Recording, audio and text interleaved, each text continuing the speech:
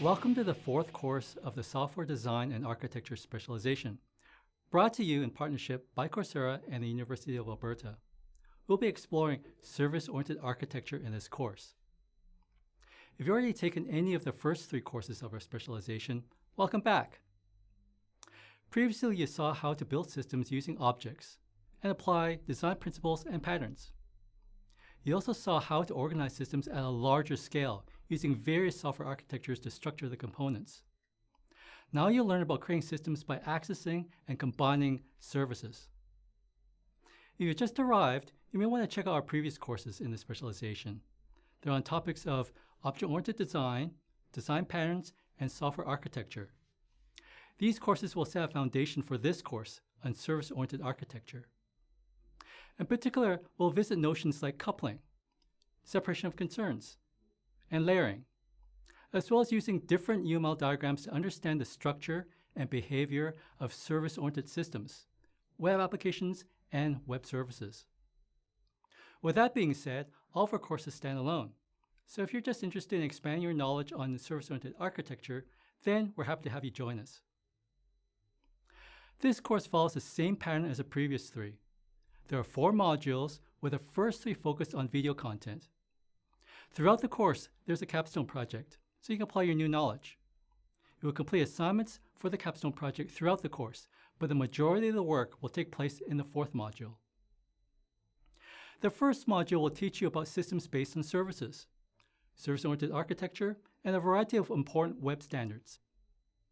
These standards are useful not only in understanding the architecture of web applications, but also understanding systems based on web services. In the second module, you'll learn about using first-generation web services. In the third module, you'll get into REST architecture and REST services, also based on web standards. In your capstone project, you'll be dealing with REST services. So let's get started. Your first lesson will introduce services and service-oriented architectures.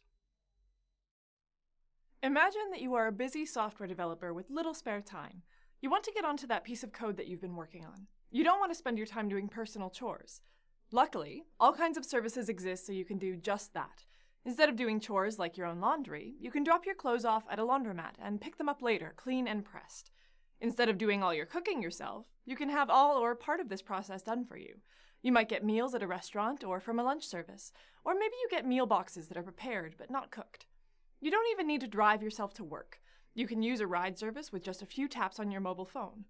These are just a few of the examples of the services that modern humans have access to. Just like us humans, software can use external services. Does your software need to know the weather? You could build weather stations and prediction models, or you could just get the weather forecast from a service on the internet. Do you need to know the exchange rate between the British pound and US dollar? You could query the buy and sell rates of several banks that change between the two currencies and build an estimate that way.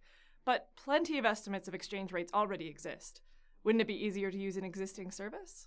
A service, as opposed to a component, is external to the software requesting it and often remote, either in another server in the company or somewhere out there on the internet.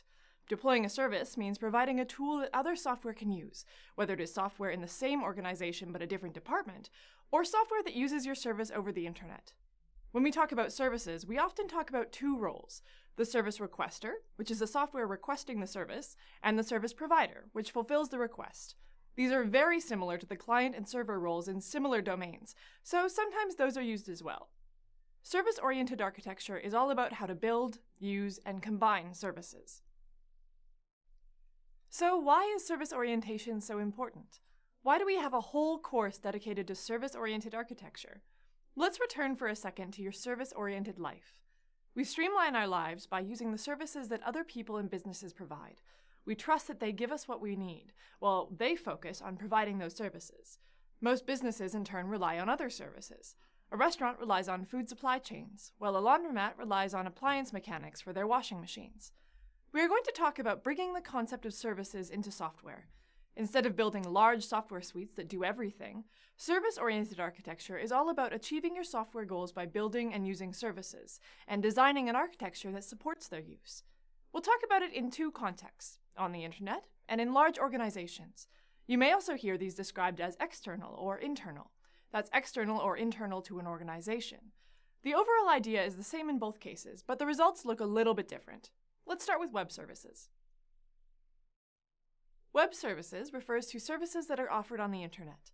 One way to build feature-full apps on the internet is by using existing outside services on the web to fulfill some of the tasks.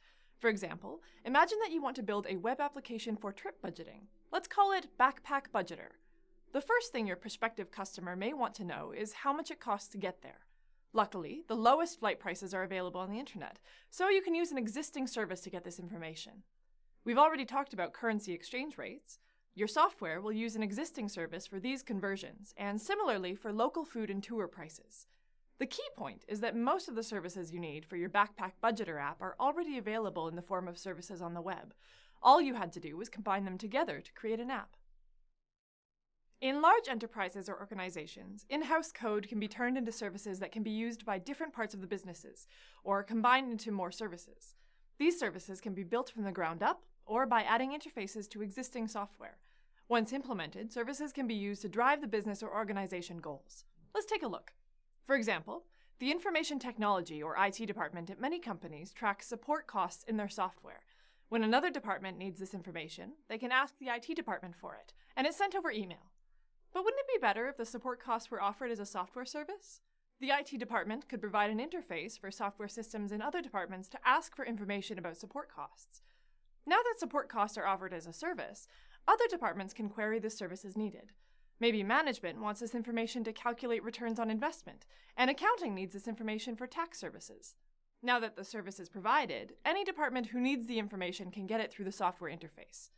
Internal service-oriented architecture encourages organizations to build general, reusable software services that can be used and combined as needed. This allows businesses to respond to opportunities quickly, rather than being slow to act because of a rigid internal software system. Services are easier to access for new business units, like when there's a new department or a merger. Service-oriented architecture, also called SOA, is an architecture like any other. It involves trade-offs and design decisions and implementation. On the web, the ease of using existing services must be balanced against the qualities of the services, something that developers may not be able to control. Non-functional requirements become very important. For example, response time. If you are relying on a service, you may want to know how quickly it can be provided. Supportability. Do you trust the service provider and the service? Will it always be available in the future? Availability. Is the service always running and available for use? In large organizations, one of the chief disadvantages of an extensive service-oriented architecture is that it is often completely different from the status quo. That means that a full switch to SOA could be costly and difficult to support compared to its benefits. When this is the case, services are often introduced bit by bit, separating out the most useful cross-departmental functions first. SOA is also not easy. The idea sounds simple, but in fact the modularity and platform independence needed to make services effective do not come by accident. In this course, we will touch on the properties that services and service-oriented architectures need, and some ways that these properties are built in. Once a service-oriented architecture is in place, it is very powerful because it provides modularity, extensibility, and code reuse. Applications can be built by combining services.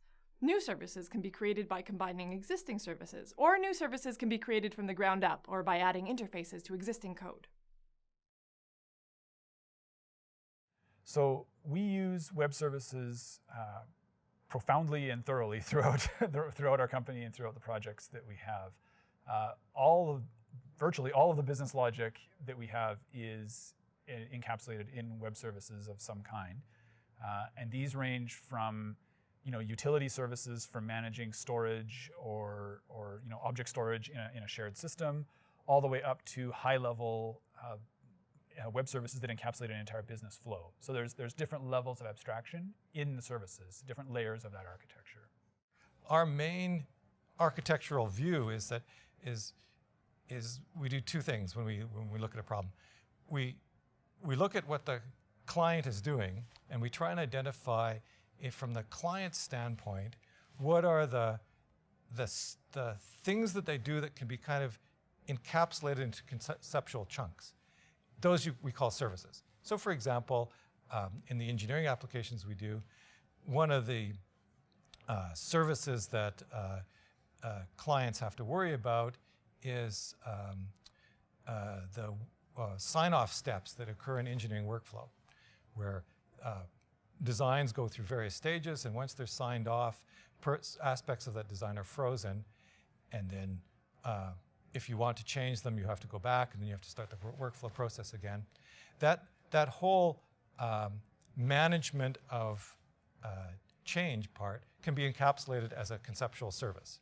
So we sort of say, okay, for this particular client, they need a management of change service. They might also need particular version control and escrow services. So we start off by saying, okay, what are these kind of chunks that the problem can be divided into that are expressed in terms of doing some particular thing? We, of course, also have the other services that are down at the low level, which are the implementation services, user interface, the database. These are all, we view them as services. And then what makes something a service? Well, at least trying to articulate what the interface to it is. Okay, what if I were to use the database, I know that my interface is typically SQL. If I'm going to use the workflow service, what's the kind of requests I'm going to make of the service? What's the kind of responses? Once we've got a API and this kind of fuzzy box, well, not even box, cloud of things that we call a service, then we can start putting the services on the whiteboard and showing the relationship between them. And that's kind of the beginning of the architecture. So it's this decomposition of services that's important. Noting, of course, that services are these conceptual notions. They actually might get implemented across many different parts of a system. But that's okay, that's an implementation issue. Hide information from the users of a service as much as possible.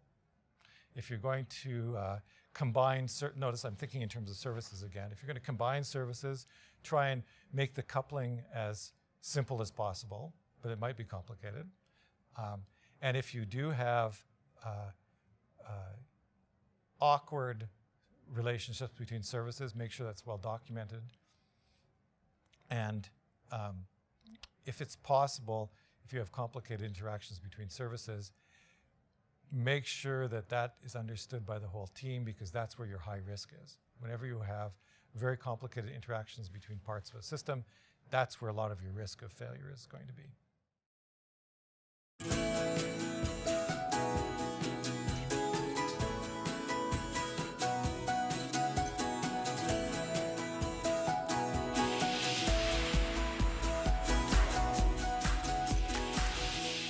In order to provide services that are useful and reusable, there are best practices for services and service-oriented architectures. These various best practices, guidelines, and principles all tend to touch on the desirable properties of services in a service-oriented architecture. So let's talk about what those desirable properties are. Modular. Services should be modular and loosely coupled. This gives them the property of being reusable and combinable. Services are meant to be mixed and matched. In object-oriented programming, loose coupling is achieved by only exposing the relevant elements of a class or component to its client. In service-oriented architecture, requests are made by passing communication to the service in a way that aligns with its interface. The service performs the necessary operations, then passes back a communication containing the result of the service or a confirmation that the request was fulfilled. We will see that this can look quite similar to a method call, having a named operation and relevant parameters. It can also be more like a document that embodies a request, with the content of the document including the information that the service provider needs. Composable. Services can and should be used in combination to create usable applications or other services. In order to be composable, the services must be modular. Using services in combination is like composing objects in an object-oriented programming paradigm. Just like objects can be combined to provide the desired behavior, so too can services in SOA. Platform and language independent. A good service is platform and language independent. For example, a service which is coded in Java can be used by a service requester coded in Ruby. Platform and language independence is achieved by following communication standards and protocols. In the case of services on the internet, services are often requested with an XML file or an HTTP request. The key to coordinating services on different platforms or in different languages is enforcing well-defined communication. Self-describing. A service should describe how to interact with it. In other words, it describes its own interface.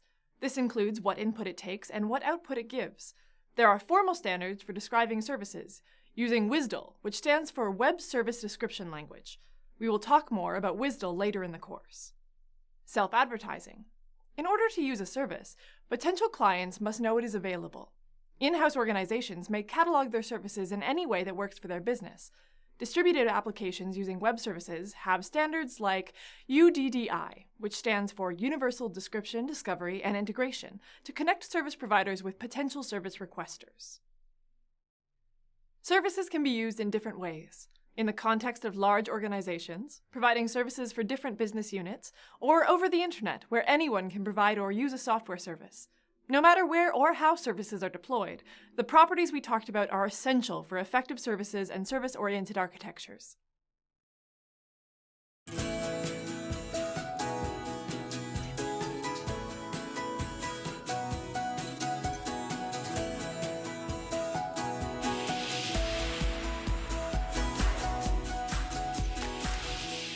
Systems with a service-oriented architecture can be based on web services, which are built using a variety of web standards and technologies. To appreciate how these standards work and the rise of web applications and web services, we must first study the origin and evolution of web-based systems. Often, you may hear the terms Internet and World Wide Web used interchangeably. While they are related, they actually refer to different things. In fact, the Internet was around nearly 20 years before the web came along. In 1969, the Internet's predecessor, a small computer network called ARPANET, was used by researchers in the United States to send a small amount of data between pairs of computers. This was the first time data was sent across a computer network. In the years that followed, small networks were developed at research institutions across the United States, and they began connecting with each other. The Internet was born when this network of networks grew to a global scale. Visionaries saw the Internet's potential to be used to communicate information across the globe. Inspired by the way the brain links information together through association, Tim Berners-Lee began investigating how documents could be linked together over networks. In 1990, Lee proposed a web management system inspired by hypertext and built on top of the Internet, called the World Wide Web. The World Wide Web, otherwise known as the web, led to standards and technologies for computer-based communication over the Internet. In later lessons, you learn about specific web standards in more detail. For now, let's mention Hypertext Markup Language, or HTML, which is a standard used for expressing web content in Hypertext Transport Protocol, or HTTP, which is a standard used for making requests, receiving responses, and communicating content. In the early 1990s, the introduction of HTML and web browsers greatly increased the popularity of the web. HTML and web browsers allowed users to view websites. Websites are made up of web pages. To view a web page, the web browser makes a request to the web server that hosts the web page. The web server handles the request by returning the HTML document that corresponds to the requested web page, and then a browser renders its HTML document to the user. The relationship between web browser and web server is a client-server relationship. Both the request and the response are messages conveyed in HTTP, a communication protocol that both the web browser and web server understand. Originally, the web consisted of only static web pages. Each static web page was stored on the server as a separate HTML file. When you view a static web page in your browser, the HTML rendered on your screen is the same HTML document stored on the web server. This means the HTML document on the web server is not changed or customized before being served to the client. As a developer, if you want to change the look or content of a static web page, then you must change the corresponding HTML document. Sometimes making a small change to a web page may require you to update many HTML documents to keep things consistent across the whole website. Since all changes require manual developer intervention, static websites are typically used for presenting information that does not change very often, like personal websites or publications. In 1993, dynamic web pages emerged in response to the lack of customizability and scalability imposed by static web pages. A dynamic web page is generated by an application at the time of access. Unlike a static web page, the web page does not exist on the server beforehand. For a dynamic web page, the web server passes on the request to an application to handle. The application can perform a computation, look up some information in a database, or request information from a web service, which produces dynamic content as output. The application can generate an HTML document for the server, and then the server sends that back to your web browser, which in turn displays it to you. As a developer, it is easier to make changes to dynamic websites compared to static websites because you only need to change one database element or variable in your application to make a change anywhere on the dynamic website. Dynamic web pages are appealing for many reasons.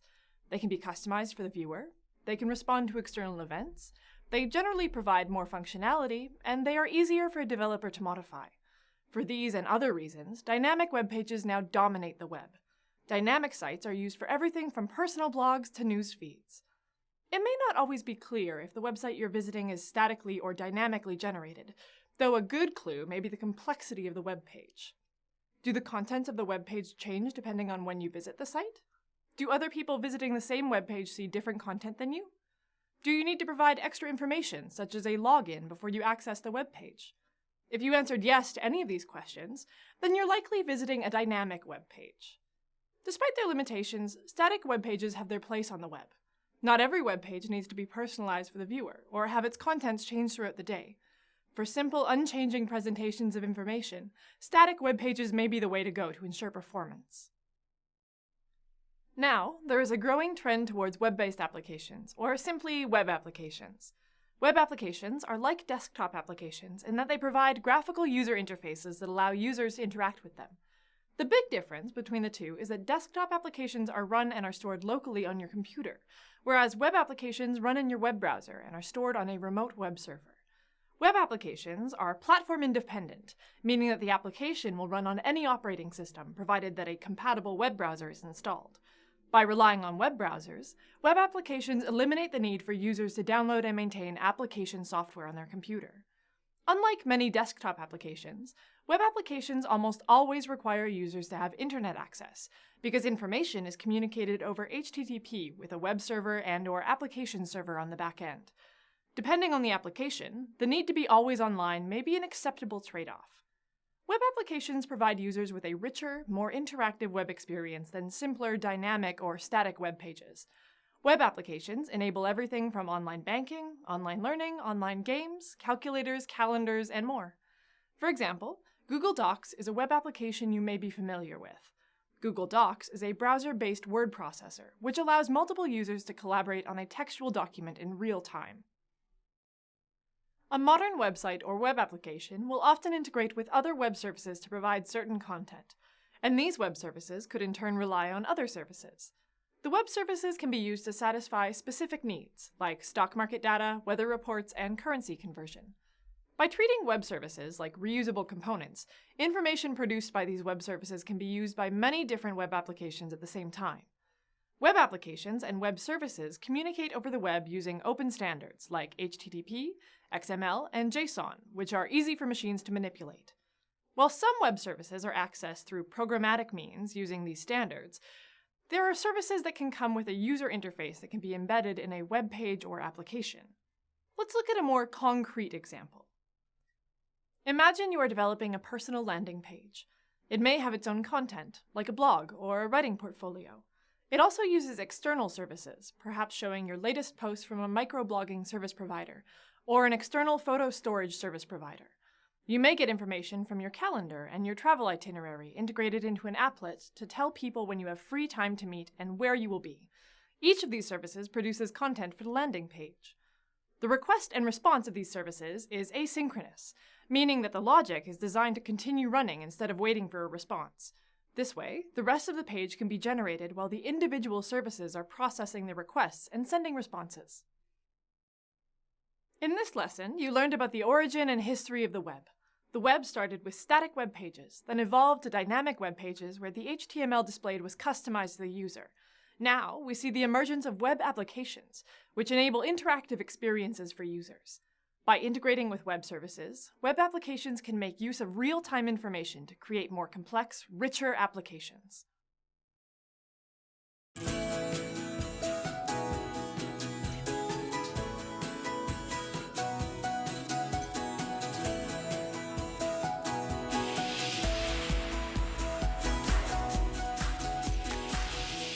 In this lesson, we will apply layers in the architecture of web-based systems. Previously, we defined a layer as a collection of components that work together toward a common purpose. We use layers to identify hierarchies in the system and to restrict how layers interact with each other.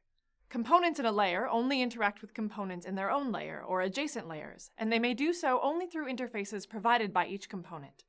Generally, lower layers provide services to the layers above them. More complex systems often require more layers to help logically separate the components. The downside of adding additional layers is that performance suffers due to the increase in communication required between the layers. Often, layered systems are conceptually organized into presentation, application, and data tiers. In a web-based system, we divide the presentation tier into 2 layers, one for the web browser and one for the web server. Let's take a look at the function of each layer in a web-based system. We'll depict the architecture using a UML deployment diagram, with each layer supported by a node. The web browser layer is the topmost layer of the system. It displays the information to the user. The web server layer sits directly below the web browser layer. It receives the request from the web browser, obtains the requested content, and then returns it to the browser. Below this is the application layer, which is responsible for ensuring the function or service provided by the system is performed. The bottom layer is the data layer. This layer is responsible for storing, maintaining, and managing data. Access to data may be read-only, or may allow for both reading and writing.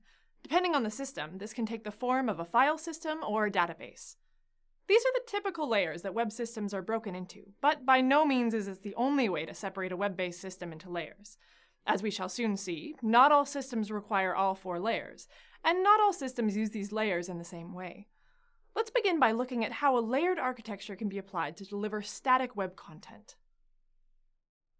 To present a static web page, a layered architecture requires a web browser layer, web server layer, and a data layer. The web browser layer consists of the web browser, which displays the information provided by the web server. The web server layer receives the request from the web browser and grabs the appropriate HTML document stored in the data layer. After it has access, it returns the requested content to the browser. The data layer consists of static HTML documents that will be delivered back to the web browser unchanged by the web server. Since the HTML documents do not change, the file system can be read-only. There is no application layer present in this system because the HTML documents served by the web server are the exact same HTML documents stored in the file system. No processing is necessary. How could a layered architecture be applied to delivering dynamic web content? Let's take a look. To present a dynamic web page, a layered architecture requires a web browser layer, web server layer, application layer, and data layer. The web browser and web server presentation perform in the same way as with static content. Unlike a static web page, however, HTML documents are generated when they are requested by a web browser. The web server passes on the request to an application server in the application layer for processing. For dynamic web pages, the application layer may consist of one or more programs or applications that process the request to generate the resulting content. The application layer may also call upon other web services and read and write data to a database via the data layer. This layering scheme also applies to architectures for complex web applications. As an alternative view of the architecture, we can use a UML component diagram and think of the design of a web-based system as a collection of services and service requester-provider pairings. For example, the database provides data services, and the application server is a service requester to the database. The application server runs programs that may access a variety of web services provided outside the system. Those web services may themselves access other services. In this lesson, we have reviewed layered architectural style and learned how to apply it to deliver both static and dynamic web content. Web-based systems that present static content can be mapped to a data layer and 2 presentation layers. Web-based systems that present dynamic content require an application layer in between the data layer and the web server layer to generate custom HTML documents when requested. Dynamic web systems may run programs in the application layer and call upon web services.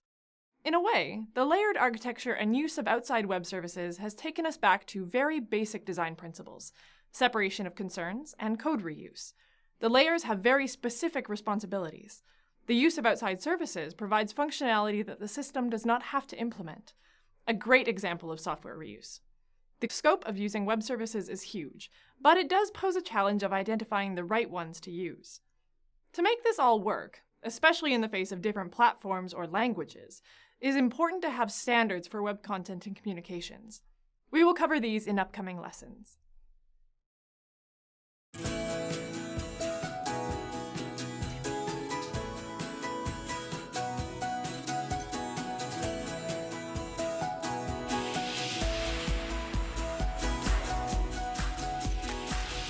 When dealing with web systems, there are many different types of formats that can be used to store and express content.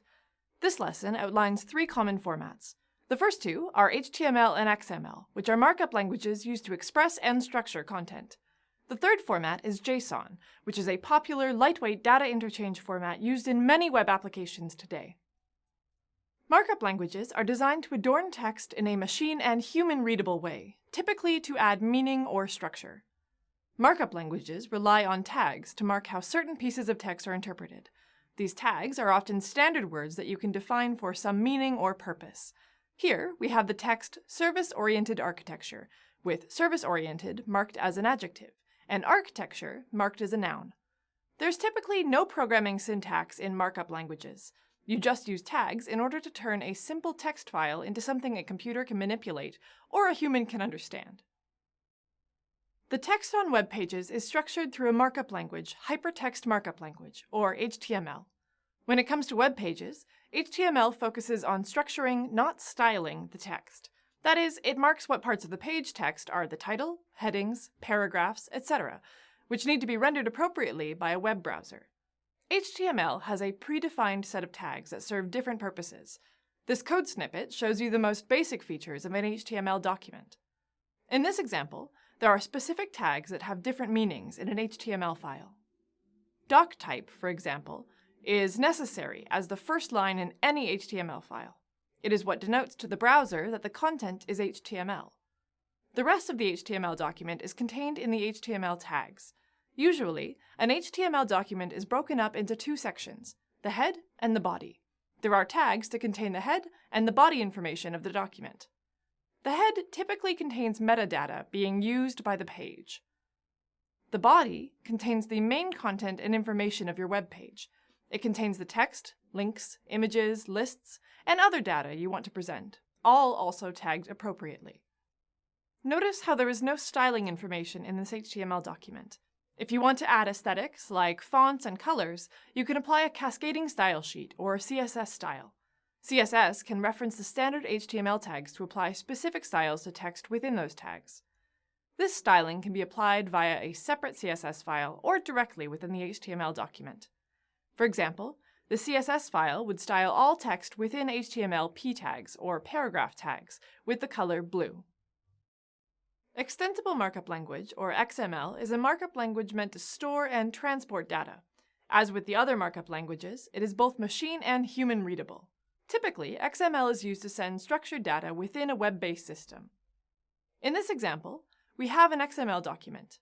Intuitively, we have a note to John from Jane, with a heading reminder and body text, don't forget the dogs. You can define an XML schema for the valid tags and their appropriate structure for an XML document. JavaScript Object Notation, or JSON, is another format that can be used to store and transport data. Like HTML and XML, it is also designed to be both machine and human readable.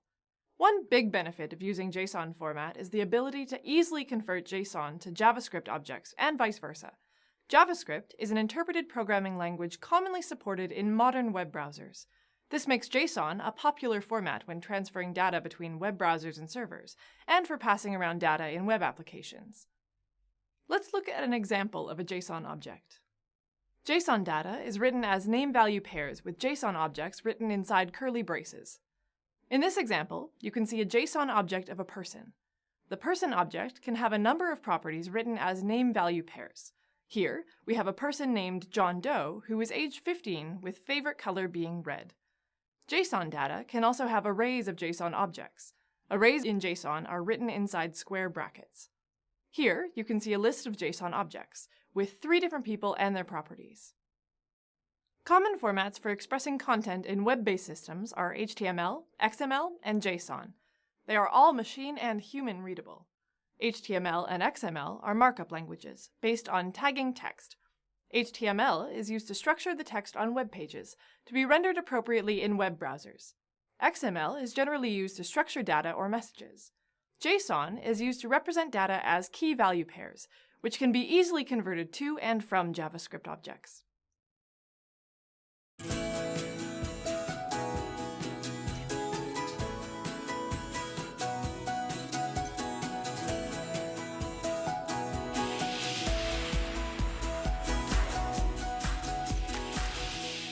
The next web technology we will learn about is Hypertext Transfer Protocol, which is more commonly referred to as HTTP. Our first clue to understanding HTTP begins with hypertext. Hypertext is a document embedded with hyperlinks, which, when clicked, will take you to the intended document or resource. Originally, hyperlinks were primarily used to link HTML documents, and HTTP was designed to facilitate the use of hypertext and to support the communication of documents and resources expressed in HTML. Now, of course, we use hyperlinks to link together multimedia resources, such as images, videos, GIFs, text and audio, or documents containing any combination of these. These resources may be static or dynamic. Static resources include files, such as HTML documents, images, or videos. Dynamic resources may be programs that produce some output when they are called. HTTP is a protocol that dictates how information, including hypertext, is transferred across the internet. There are several protocol versions in use, though in this lesson we will base our discussion around HTTP 1.1. Universal Resource Identifiers, URIs, are addresses used to identify resources, and Universal Resource Locators, URLs, are a subset of URIs that are used to locate resources. Both are used to identify the resource, but URLs also tell the protocol how to locate and access the resource. URLs provide the protocol and domain name or IP address of the machine the resource is stored on, and the location of the resource on the machine.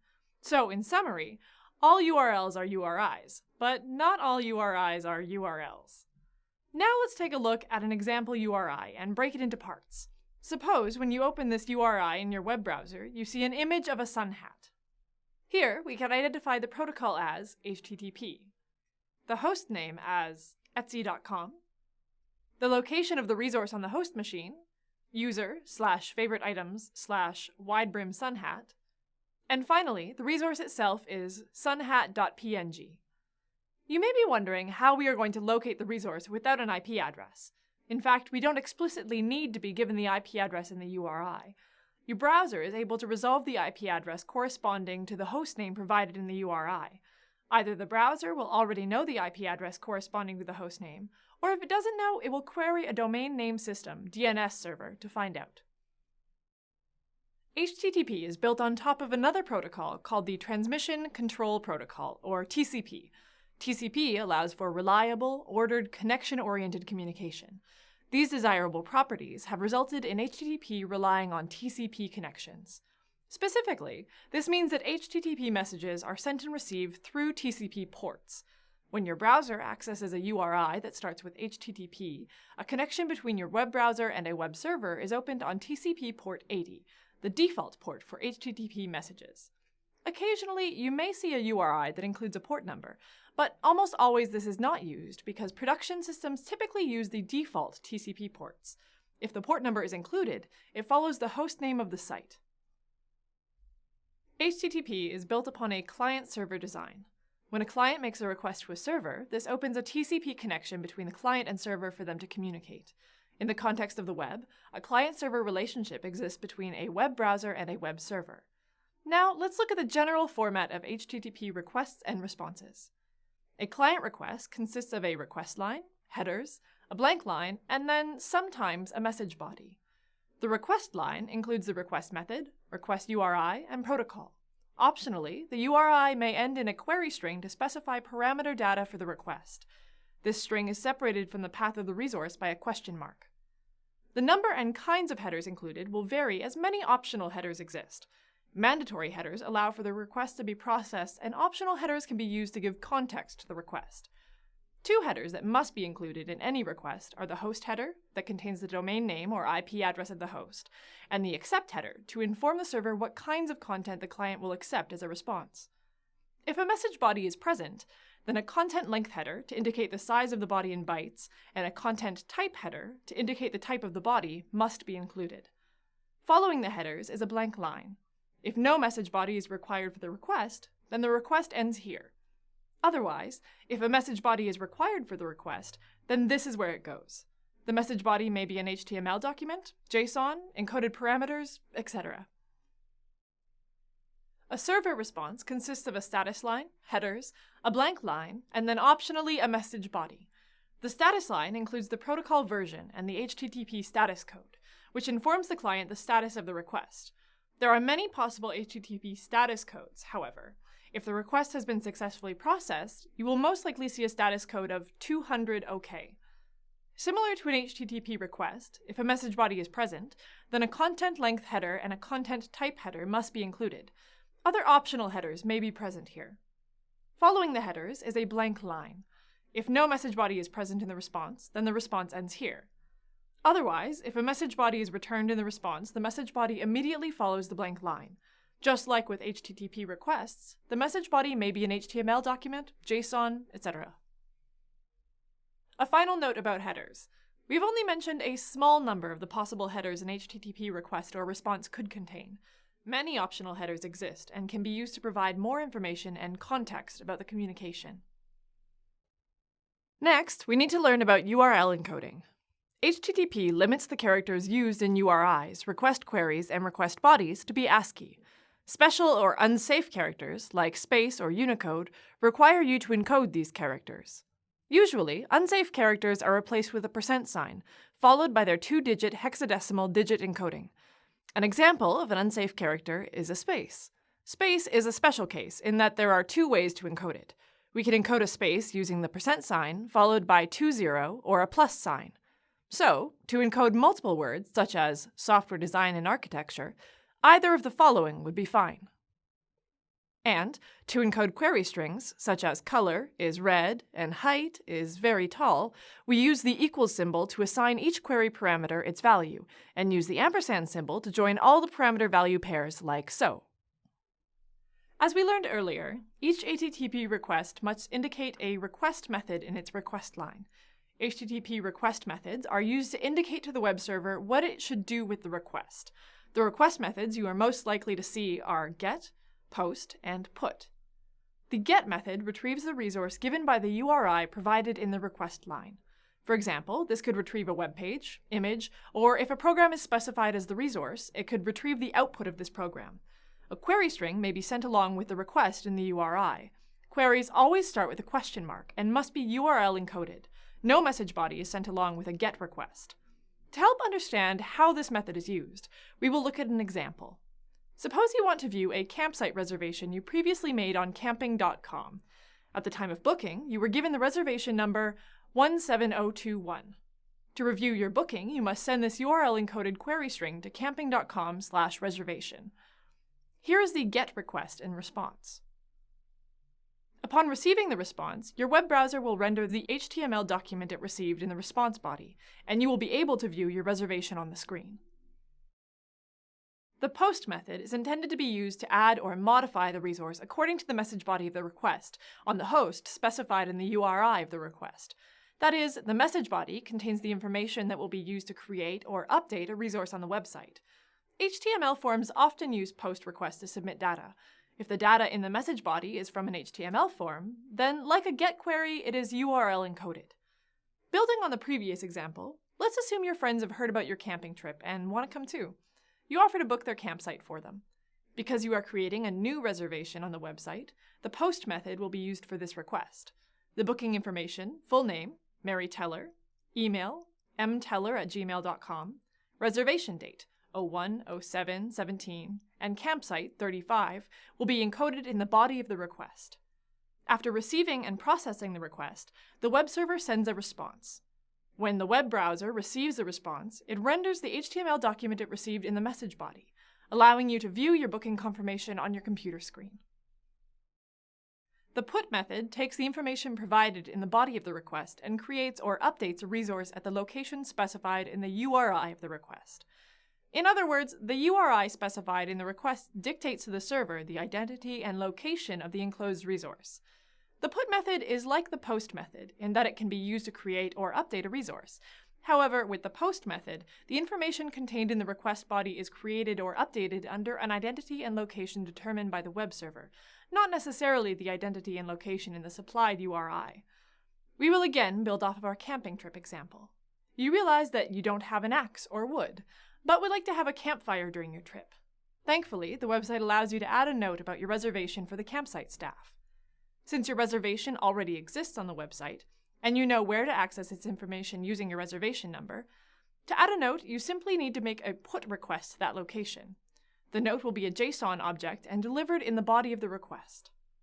Notice how the content type header has been changed to match the type of data stored in the request body, a JSON object. After the web server processes the put request, in its response it sends an HTML document in its message body. When your browser receives this response, it will render this document for you to see on your computer screen. Now that we have a better idea of how requests are made and handled, let's look at what it means for HTTP to be stateless and the consequences of statelessness. It means that the relationship between requests is not preserved. For example, if you are browsing an online shopping website and clicking on items, the HTTP protocol does not keep track of which items you've previously clicked. Each time you click another item, a new request is sent, but the protocol is not aware if the same client is making the request. A website can use HTTP cookies to track the behavior of shoppers on their site. The first time a client makes a request, the site gives them an HTTP cookie to store information about the client's browsing session. The cookie is stored by the client and updated by the server each time the client makes a request to the server. This allows the server to store state information about interactions with this client, which can be useful for tracking purposes. HTTP is fundamental to how the web works because it dictates how data is communicated and exchanged. This will be particularly important for invoking and accessing web services and enabling a service-oriented architecture. HTTP uses a client-server relationship to facilitate communication through HTTP requests and responses. With TCP at its core, HTTP can provide reliable transfer of information.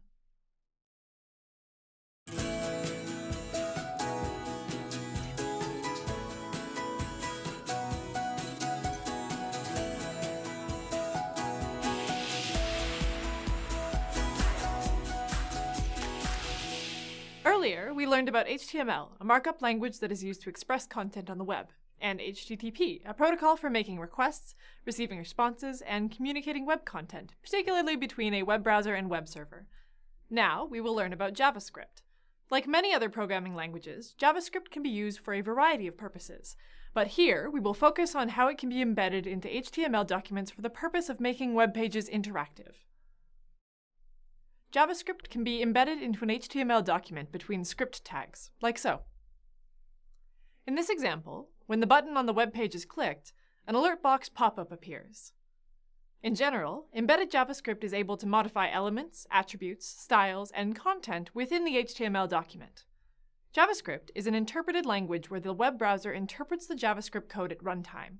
You can think of embedded JavaScript as a series of commands that are executed by the web browser when it loads the HTML document. To interact with a simple web page that does not contain JavaScript, an HTML form can be used to submit a POST or GET request. The web server will then respond to that request by providing the web browser with a new HTML document. You will only see the result of the interaction after your browser has received and loaded the new HTML document. Interaction between a user and a web page embedded with JavaScript can be much more efficient and also more usable. Using JavaScript, the form can be partially checked and processed on the client side. In this case, the browser does not have to wait for the web server to provide it with a new web page. Instead, the JavaScript embedded in the web page can dynamically change the HTML web page that is already loaded in the web browser. Of course, some interactions with the web page will require contact with the web server, but the point here is that this is not always necessary. Embedded JavaScript is appealing for web applications because it runs client-side in a web browser. This offloads some of the processing required to operate the application. Instead of performing all processing server-side, some of the processing is done client-side. Now, let's take a look at how JavaScript can be applied to a web page in a slightly more complicated example. On this web page, thumbnail images of all cats available for adoption at a pet shelter are displayed.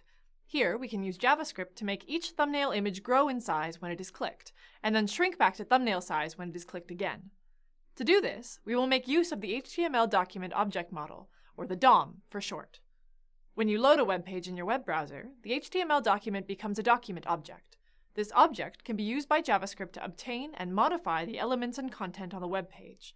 As a result of processing the document object, the content, structure, and style of the HTML document can be modified.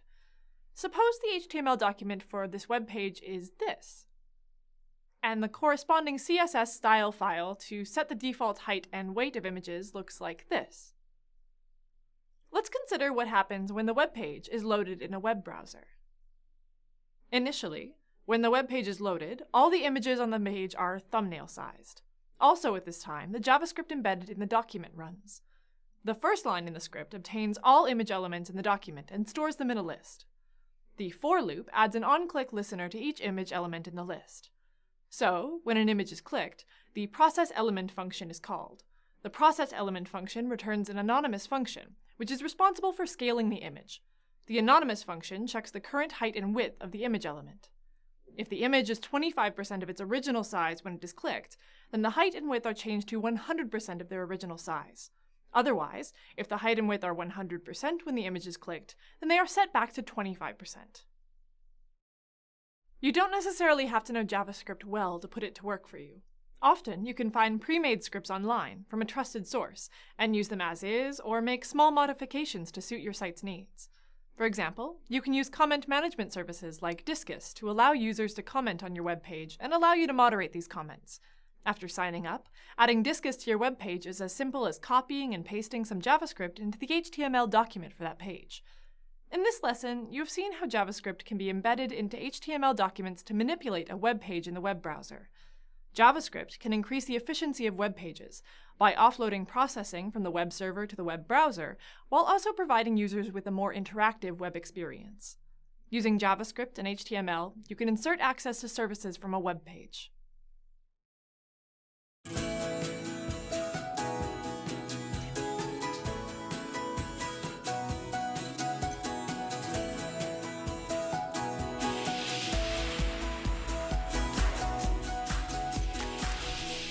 The rapid growth of the internet and the falling costs of cloud services has led to a rise in innovative web services, such as Google Docs, PayPal, and Amazon.com. Even internal company services can rely on a private network to facilitate client-server communications. In many cases, the clients and servers operate in heterogeneous environments, meaning that the machine architecture or operating system may be different between a client and server. Modern client machines are not as powerful as their server counterparts. This is because a client machine is designed to address a different set of concerns. For example, clients are designed to facilitate a single user, whereas a server will have to provide computing power for multiple concurrent users. Conversely, a client machine is highly concerned with providing exceptional usability, and therefore the operating system is designed to be intuitive to use and to learn. Servers are typically used by system administrators or other related information technology professionals, and may have a user interface that requires more expertise to use.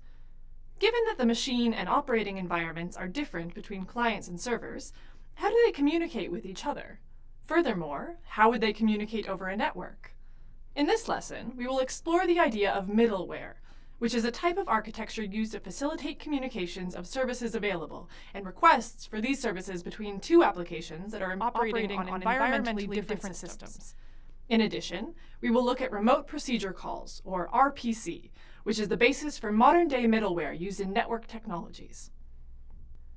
As we have noted before, modern systems rarely operate in isolation.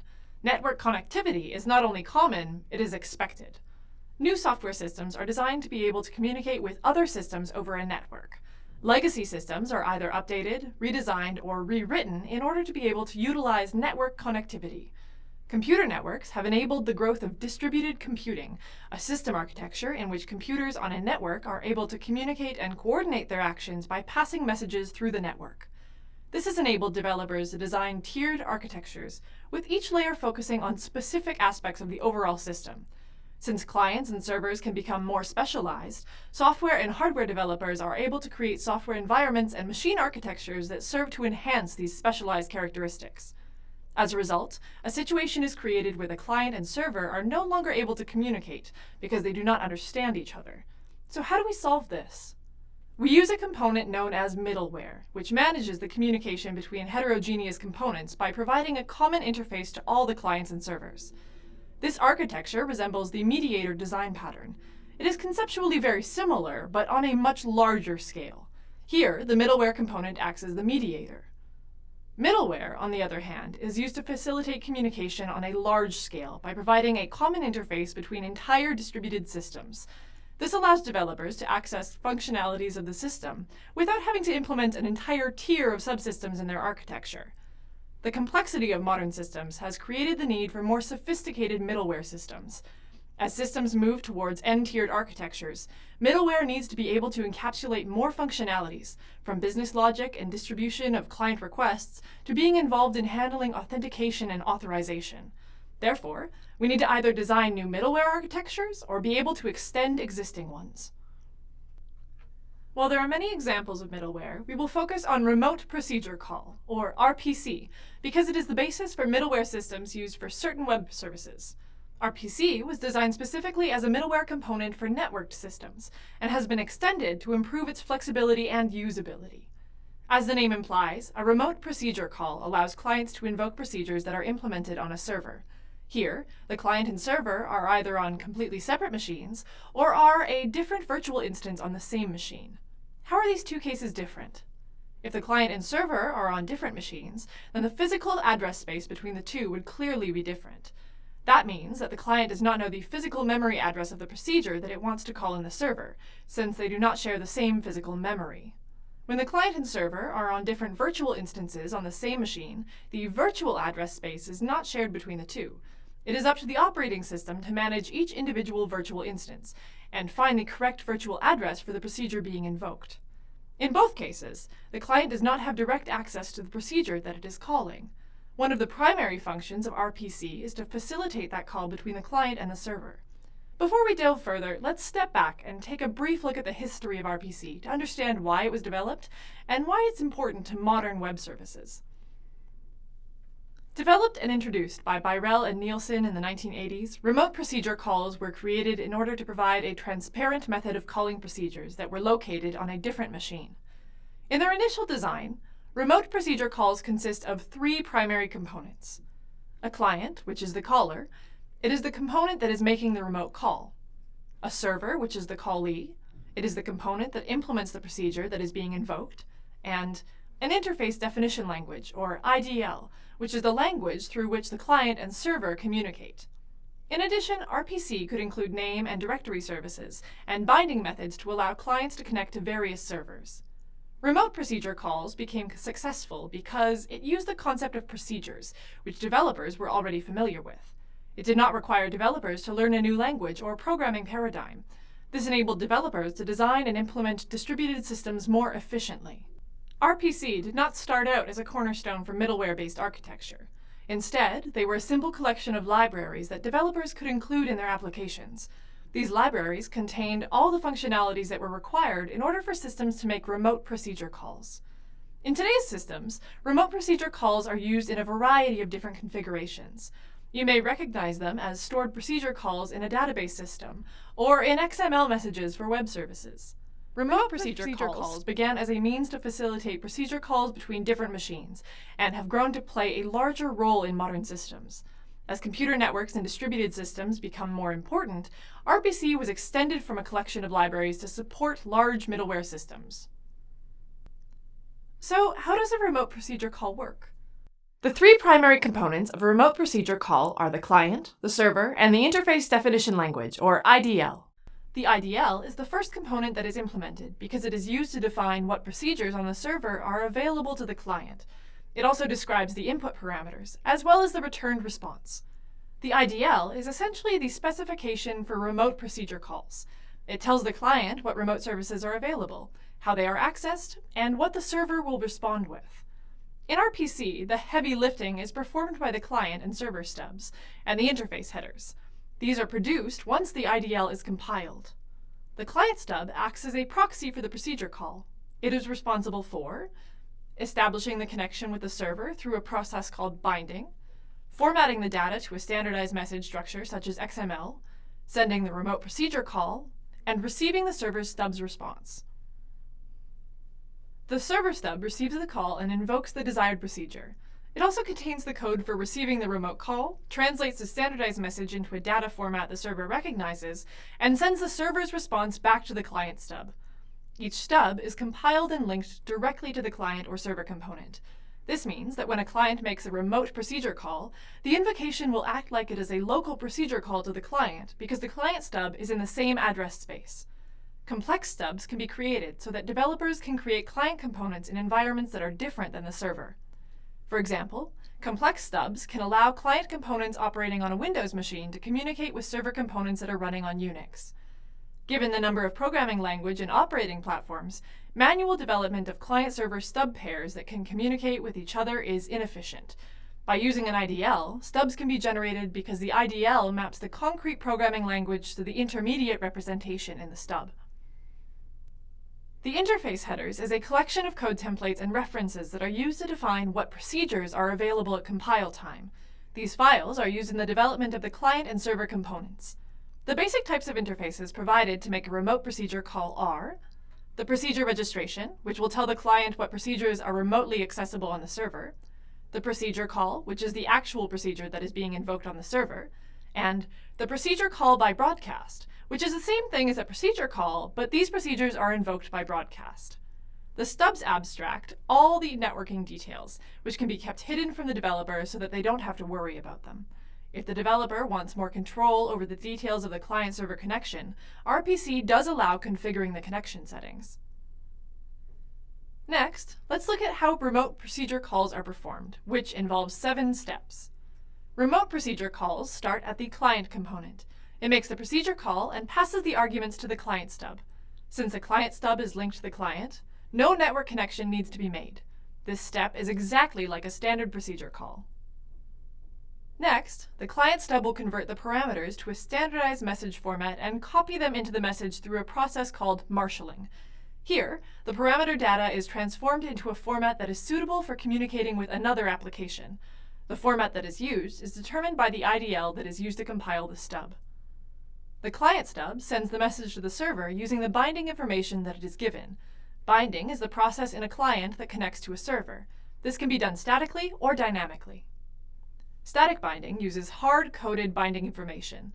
For example, you can tell your client component the IP address and the port of the server you want it to connect to. It is a simple and efficient method of connecting, but the client is coupled to the server. If the server goes offline, or if its connection information changes, then the client will not be able to establish a connection. Static binding also does not allow for server redundancy, since clients will always connect to a specific one. Dynamic binding is more complex and adds another layer to your tiered architecture. This added layer is referred to as the name and directory server. It is responsible for keeping track of which servers have been bound and balancing the load between all servers. The dynamic binding layer can also keep track of servers and change the binding information if the servers change. In either method of binding, the developer of the client component does not need to worry about binding because the client stub is responsible for the static binding or communicating with the dynamic binding layer. When the message arrives at the server, it is received by the server stub.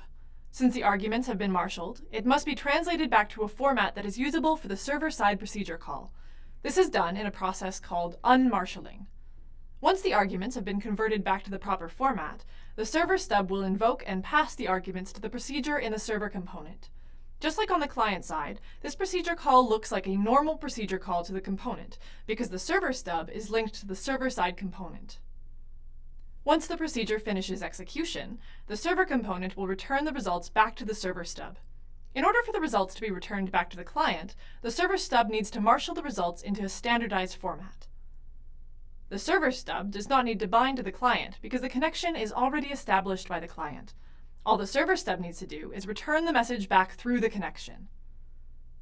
Just like with the server stub, the client stub unmarshals the results in the message and then returns it to the client component. The client can now close the connection to the server. RPC was originally designed to be synchronous. During a remote procedure call, the client component will pause its execution while it waits for a response. This is also known as blocking, since the client cannot perform any other task until the server returns a result. While this is a simple design to implement, it is not always practical. Having to wait for a response introduces a number of issues. What if the server never returns a response? The client ends up waiting indefinitely. How long do we wait for the server to respond? Some procedures may take longer than others, or the server may take longer to create a response under a heavy load. Do we retransmit a remote procedure call? This would depend on the procedure. For instance, you do not want to retransmit a remote procedure call for a bank transaction because it would cause the system to perform that transaction multiple times. There are a number of cases that you need to examine in order to determine how your client component should handle timeouts, retransmission, and server exception messages. Modern systems need to be able to handle remote procedure calls in an asynchronous manner. Asynchronous systems are considered non-blocking because clients do not need to wait for a server response before moving on to another task. This is an important idea which allows for different components of a distributed system to work more independently of each other. Systems are also able to perform different tasks in parallel with each other because they do not need to wait for one task to end before starting another. Asynchronous behavior adds more complexity to your system because you need to manage how your system will allocate resources for various pending tasks. Keep in mind that overloading your system with asynchronous tasks can also reduce your system's overall performance. For instance, improper coordination of asynchronous tasks between threads can cause a bottleneck if work on one thread requires input from another thread. Remote procedure calls, and middleware in general, play a key role in some service-oriented systems. With the growth of networks and increasing prevalence of distributed systems, being able to access services implemented by procedures located on a different machine or virtual instance is very important.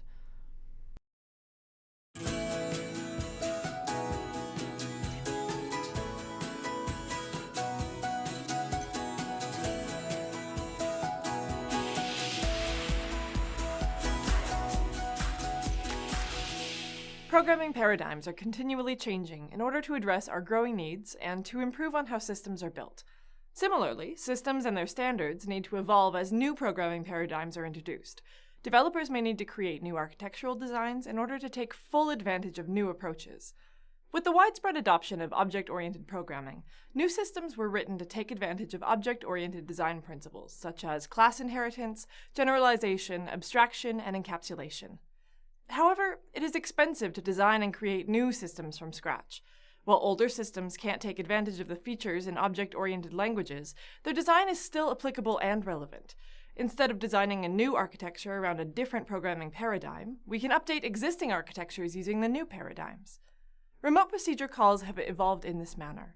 Instead of being relegated to be a legacy system, they have been used as the basis for a middleware architecture based on object brokers. Object brokers combined the distributed computing aspects of remote procedure calls with object-oriented design principles. By including object-oriented programming, object brokers simplify and allow distributed systems to use an object-oriented approach. In this lesson, we will look at the architecture, benefits, and criticisms of object brokers. But first, let's take a brief look at the history of object brokers. In the late 1970s, the concepts of object-oriented programming were introduced to the world. It simplified data abstraction by allowing programmers to define an abstract data type using a class.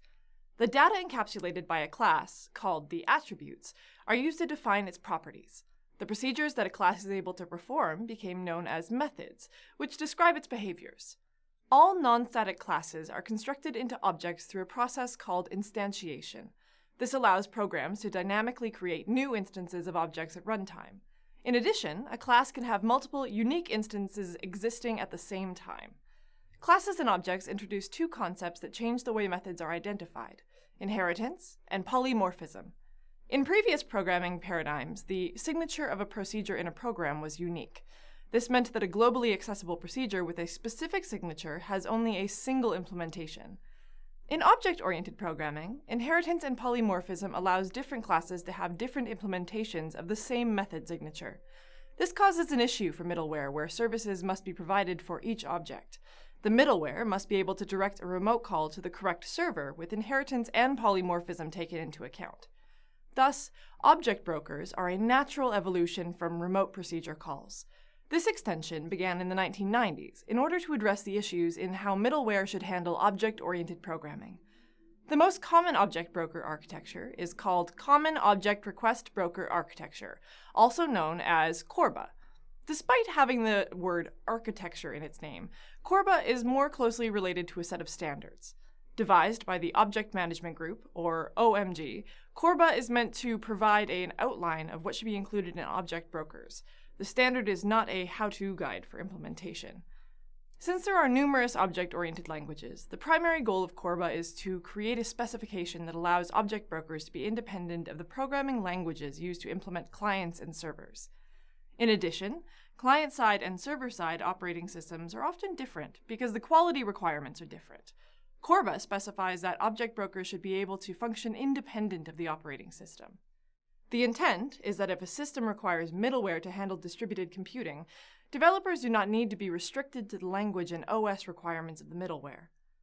Similar to procedures in an architecture based on RPC, objects can be distributed amongst a network of computers, allowing them to reside in different physical address spaces.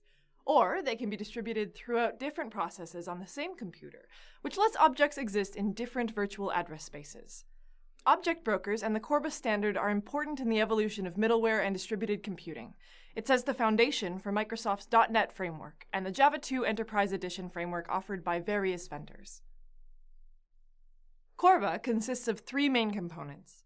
The first component is called the Object Request Broker. It provides object interoperability to the client and the server. An object must declare its interfaces before it can be accessed by a client or server through the broker. The broker is also responsible for marshalling and unmarshalling all the method calls that it receives. This allows you to modify the client or server without having these changes affect the other. The second component is called Corba Services. There are services provided by the middleware to the objects being used by the client and server. Services provided vary and may include functions needed for persistence to functions related to object security. All Corba services are accessible through the Corba Standardized API. The last component is called Corba Facilities. While Corba services provide functionality at an object level, Corba Facilities provide services at an application level. These are usually high-level functions such as document management. So, how do these components work together to provide systems with a means for object-oriented distributed computing? Remember that object brokers are an extension of the RPC architecture. Therefore, it follows the same architectural design of using an interface definition language, or IDL, for generating the stubs used to facilitate communications within the system. Since we have explored the IDL and stubs in the RPC lesson in detail, we will only look at the enhancements that object brokers have made to them. The IDL in Corba is very similar to the IDL in an RPC-based system. The enhancement that Corba makes is that the IDL is capable of supporting inheritance and polymorphism. All object interfaces must be declared in the interface definition language in order for them to be presented to the client. In order for Corba middleware to allow clients and servers to be developed in different programming languages, the Corba IDL has a standardized mapping to multiple object-oriented languages. Standardization also allows the IDL to be portable across brokers by different vendors. Just as in the RPC architecture, the Corba IDL compiler is responsible for constructing the client stub and server skeleton. In terms of functionality, they are similar to their RPC counterparts. Since we are dealing with objects, the stub and skeleton need to be built upon in order to be able to handle objects. The client stub acts as a proxy object. It essentially hides all the objects that are distributed and being served by the brokers. Since the objects are hidden and the stub is linked to the client application, all method calls to the objects being served appear as if they are local invocations. In addition, since the client accesses the remote methods through the stub must also contain the method declarations of all the objects distributed throughout the brokers.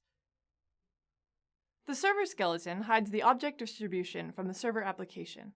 Since the remote objects are making function calls to the server, the skeleton will act as a proxy object and make it appear as if the calls are coming from a local object. This architectural design means that your client needs to know your server's IDL in order for the two to communicate with each other. Without this knowledge, your client won't be able to access the methods that are being served by the object broker. Interoperability can only be achieved when the client binds to at least one broker. Without binding, the client can't access the behaviors of the objects. The easiest method of binding is to do it statically. Static binding occurs when the client stub is created. The service that is used for static binding to a broker is handled by the IDL. When the IDL compiler generates a stub, it will be statically bound to the broker that the IDL compiler belongs to. Dynamic binding is also specified in Corba. It offers advantages over static binding by allowing clients to dynamically search for new objects, retrieve their interfaces, and instantiate the discovered objects. In dynamic binding, the IDL compiler does not need to generate a stub, but requires two additional components instead. The first component is called the interface repository, which is used to store the IDL definitions for all the objects being served by a broker. The second component is the dynamic invocation interface. This component provides all the necessary operations that a client needs for browsing the interface repository and dynamically constructing methods based on what the client discovers. Object references are provided by two services in the dynamic invocation interface component. The naming service allows the client to retrieve objects using the name of the interface that the client needs. The trading service will let the client search for objects based on object attributes. This provides the client with two ways in which they can search for and discover new methods. Unfortunately, building the dynamic invocation interface is semantically difficult. This means that a lot of work needs to go into building the logic for the component. It is the searching semantic that is difficult to implement. The client needs to understand the meaning of each service property in order to properly search the repository for services. Therefore, a naming convention needs to be implemented so that both the client and the dynamic invocation interface can understand each other. For example, the word get has several synonyms such as fetch, retrieve, and obtain. Both the client and the dynamic invocation would need to understand that these words could all mean the same thing. Additionally, the client needs to know how to interact with the services that are discovered. Otherwise, the client will have a hard time determining what the behavior of a newly discovered service is, what the parameters mean, or in what order services need to be invoked so that the desired effect is achieved. The cost associated with implementing the semantic rules for the dynamic invocation interface generally outweighed the benefits. This is especially true in large and robust object brokers, because there are more semantic ties to discover and implement. Besides being able to handle distributed computing in an object-oriented paradigm, there are other benefits of using Corba for a middleware system. The broker keeps track of and maintains both the references made to the objects and the actual address of the objects, while a client only needs to make references to the objects. This means that if the physical or virtual address of an object changes in the broker, the client will still have access to it. Objects are essentially independent of the physical and virtual address because they can move around but still be referenced. Being technologically independent of programming languages and operating systems allows development of clients and servers to occur without any restrictions. Corba also provides a variety of options in regards to data. For instance, data can be strongly or dynamically typed. Data can also be marshaled into binary form or compressed in order to reduce the size of the data that is sent. Corba also provides standards for optimization by allowing developers to manage threads and network connectivity settings. Like any other architectural standard, Corba is not without its faults. Most of the problems are not due to the Corba standards themselves, but are a result of poor implementation of the Corba standards. Any system that doesn't implement the Corba standards correctly will suffer. The issues will usually occur in the broker of the system, which can lead to an overly complex and incoherent API, difficult to use object brokers, and overall poor performance. Why does poor implementation happen? There can be several reasons, such as inexperience of the development team, or the need to reduce cost since it is expensive to implement a system that meets the Corba standards. While a strength of Corba systems is that objects are not restricted to a physical or virtual address, the design also causes location transparency. If objects that interact exist in the same physical or virtual address space, they still treat method calls as if they were in different spaces. This means that method calls that should be local are done in a remote manner. As a result, method calls are always made in the most complex way possible, regardless of where objects are located. Although object brokers are largely considered legacy SOA systems, it is important to understand its evolution and why it was needed. Service-oriented architectures continue to evolve alongside of technology. While object brokers were a popular means of implementing SOA, web services and technologies are the next evolutionary step in response to the dominance of the Internet.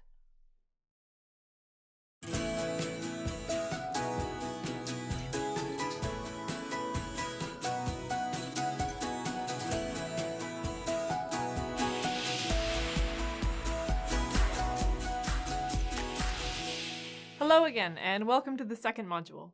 In the first module, we introduced systems based on services and discussed various web standards used in web-based systems. Now we're ready to move into talking about service-oriented architecture based on first-generation web services. So what is a web service? How do you use it? These are questions that you will be able to answer by the end of this module. You'll be looking at the standards for how web services are invoked, described, published, discovered, and composed. These notions for services are actually common in other sorts of service-oriented architectures, even based on different standards and technologies. So let's get into it. A service is some functionality that is exposed for use by other processes. In other words, a service has an interface that can be used by some service requester. A web service, then, is functionality that is exposed and accessible using web technologies. To best understand the driving forces behind web services and the needs they address, it may be helpful to discuss what came before. Imagine that you own a business, and you have various software solutions for different parts of your business. Building an integrated system out of 6 different pieces of software is a difficult task. First of all, each pairwise connection may involve a different combination of languages and platforms. Even with only 6 different nodes, there are up to 15 different pairwise interactions. Most of these will need wrappers in order to interact. This is not only work-intensive to implement, but difficult to maintain and extend. Enterprise Application Integration, or EAI, is an enterprise-level solution for this integration problem. The exact architecture varies, but it uses a form of middleware. Middleware is a software that is located between other software and facilitates communications between them. This approach helps to manage complexity in one organization. There are far fewer interfaces to implement and maintain. However, it is not clear how this would be implemented in business-to-business or B2B interactions, where the interactions are between businesses instead of within them. In particular, which business implements the middleware? Is it hosted by a third party? How is security managed? How does a business protect its data from outside influence? These questions are not impossible to solve, but in practice, EAI is not used for B2B interactions. Instead, interactions between businesses are better implemented as web services. Although this term sounds very general, a web service is usually implemented with a specific set of standards and protocols for implementing services over the web. The World Wide Web Consortium, or W3C, defines a web service as a software system designed to support interoperable machine-to-machine interaction over a network. Let's first take a quick tour of the technologies and standards that make up web services. Web services are built on top of the web infrastructure that you learned about in the last module. You can review the lessons that covered layered web architecture, HTTP, and XML if you need a more in-depth refresher. Web services start with TCP, the networking protocol responsible for reliable, ordered, connection-oriented communication. On top of that, it's HTTP, the Hypertext Transfer Protocol. In our lessons, we will show you that web services use HTTP to send information and interact with their clients. Web services can also be built on top of other transfer protocols, but we will focus on HTTP. This web infrastructure is compatible with nearly every machine, and thus provides a strong foundation for platform independence and interoperability. That's why it is the basis for the web services we are discussing in this module, as well as for RESTful web services, which are covered in the next module. The way web services will interact in this module will be through the use of XML formatted documents, usually in a request-response messaging design. XML is a markup language and allows web services to send each other documents with structured information that is both machine-readable and human-readable. XML is used for many facets of web services, as you will see. Web services need to have certain functions and behaviors. Let's look at what web services must do and the standards that enable those activities. In order for a service requester to use a particular service, it must invoke it. Invoking is like a method call in an object-oriented language, except that it must be done through a request in XML. Invocation will include which operation is requested, since a service may offer several, along with the parameters and data. In web services, invocation is done with SOAP, a protocol specification that is based on XML and allows services to send information to one another. SOAP at one time stood for Simple Object Access Protocol, though this meaning has since been dropped. Service requesters and service providers use these SOAP messages to send each other information. Since the messages are based on XML and sent over universally accepted web infrastructure, systems coded in different languages and on different platforms can easily communicate. In order for services to interact, they must know how to interact. Web Service Description Language, or WSDL, is the standard protocol for describing the interface of a service. Like SOAP, WSDL descriptions are written in XML. A WSDL description will describe the interface of a service in a machine-readable fashion, so that a service requester can bind itself to this interface. Binding is the act of generating the necessary code to interact with a service, so that a service requester can begin invoking it. If a service interface is described unambiguously with WSDL, binding can be done by generating the necessary code automatically. The internet is a big place. Service requesters and service providers need ways to come into contact. Service providers can publish descriptions of their services using UDDI, Universal Description, Discovery, and Integration. UDDI is used to build public or private registries of web services. Service requesters looking for a service can search by the WSDL descriptions or other aspects of the service. This is called discovery. Together, SOAP, WSDL, and UDDI are the three foundational standards of web services. They allow for web services to be invoked by service requesters, to describe themselves, and to be published to registries where they can be discovered. All of them rely on web infrastructure. Various standards are built on top of these three, often with the prefix WS. For example, there is WS Security to add security functions, and WS Coordination to coordinate the activities of many services. We will learn about one of these standards in this module, called WS BPEL, or simply BPEL, which stands for Business Process Execution Language. BPEL allows developers to combine existing services into new composite services. Composite services are services that are built with other services, which can either be composite themselves or basic. A basic service does not rely on other services. The act of combining services into new services is called service composition. Because web services are invoked, described, and published in standardized ways, their internal implementation does not matter. A service requester and service can be on different platforms and in different languages and still effectively interact. That's not to say that these standards are enough on their own. Both platforms may understand SOAP, but the SOAP message must still contain commands and parameters that are supported by the service provider. Nevertheless, using web services means that building interfaces is easier, because the standardized communication between services and service requesters. Although the interactions are pairwise, they are implemented with web service standards. Applications can be developed in any language and on any platform that supports standard web technology. In business-to-business interactions, the ambiguity of who hosts the middleware and how interactions are mediated becomes simpler. The role of middleware, to facilitate interactions between processes, is instead covered by web service standards. The businesses can control how they interact by choosing how to expose their services. They also don't need to provide a different interface for each outside company. As we dig deeper, keep in mind the advantages of web services, within businesses, between businesses, and in other contexts. As you learn, think about how these technologies enable platform independence and a service-oriented architecture.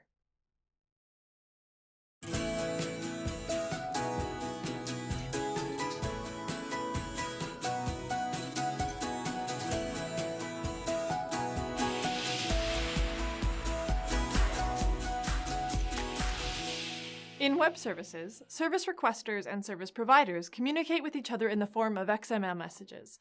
If you would like your software to use a web service, it must send a request message, and it should receive a response. This request-response messaging pattern is the basis of all interactions between web services and the software that uses those services. These messages conform to SOAP, a standard developed at Microsoft and originally standing for Simple Object Access Protocol. That meaning has since been dropped, but it does give you an idea of its purpose, which is to allow a service requester to invoke services. SOAP provides standardization to interactions between service requesters and service providers, or clients and servers. It defines how to organize requests and responses in XML in a standard way that is understood by both parties. This standardized communication allows for interoperability between platforms and languages. SOAP also provides instructions for how the message is bound to the underlying transport protocol, which will be HTTP in this lesson. Like a method call in an object-oriented language, the purpose of a SOAP message is to solicit an operation, in this case from a remote web service. Imagine you are using a web service to determine the exchange rate between two currencies. Your program requests this information with a SOAP message. A SOAP message is an XML formatted document. Here's an example of a SOAP message structure. The envelope identifies the XML document as a SOAP message and is required for SOAP. The header, on the other hand, is not required.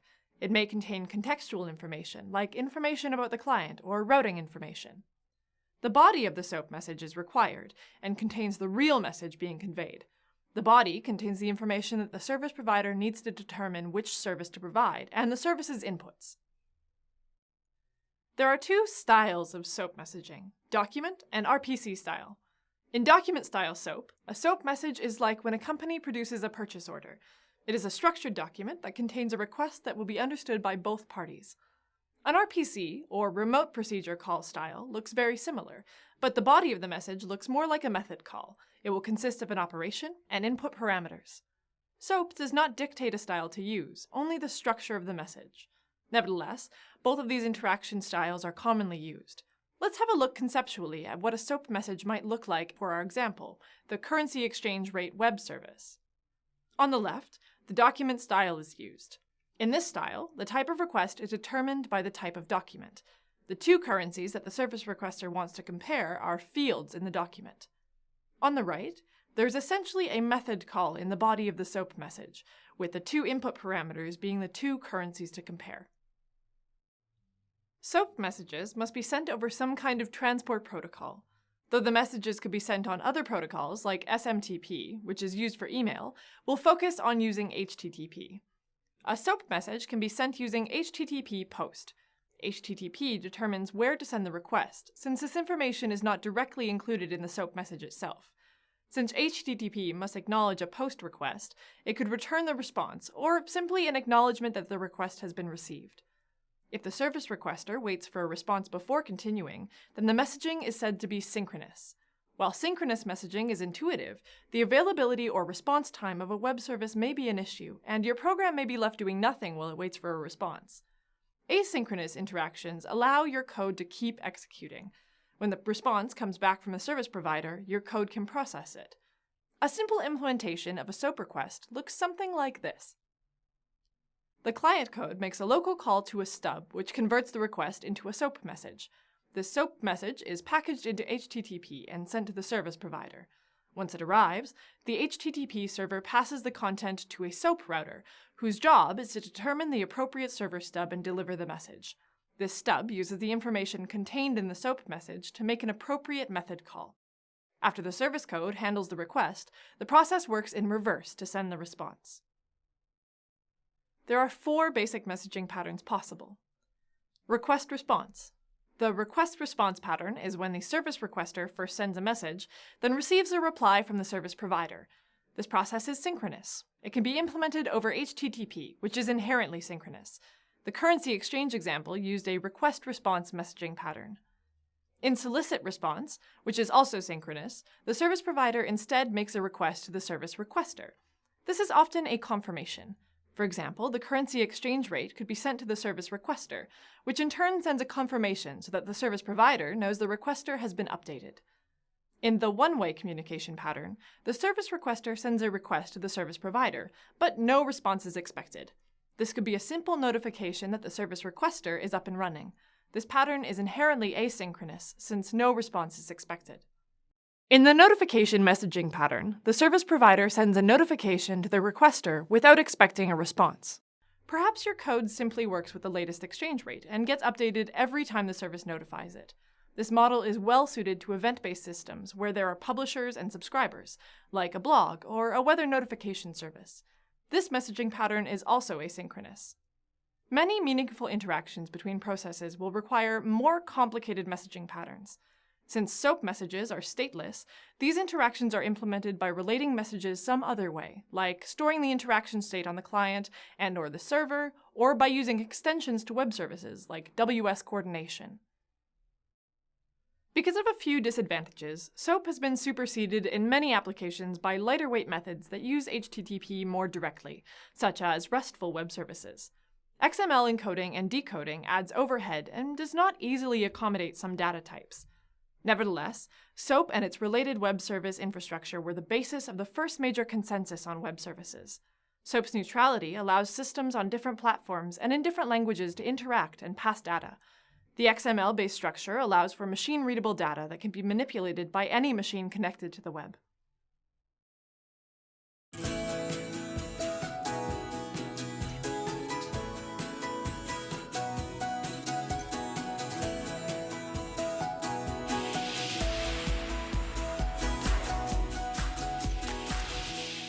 In order for a web service to be invoked, a service requester makes a request to the service provider in a way that it understands.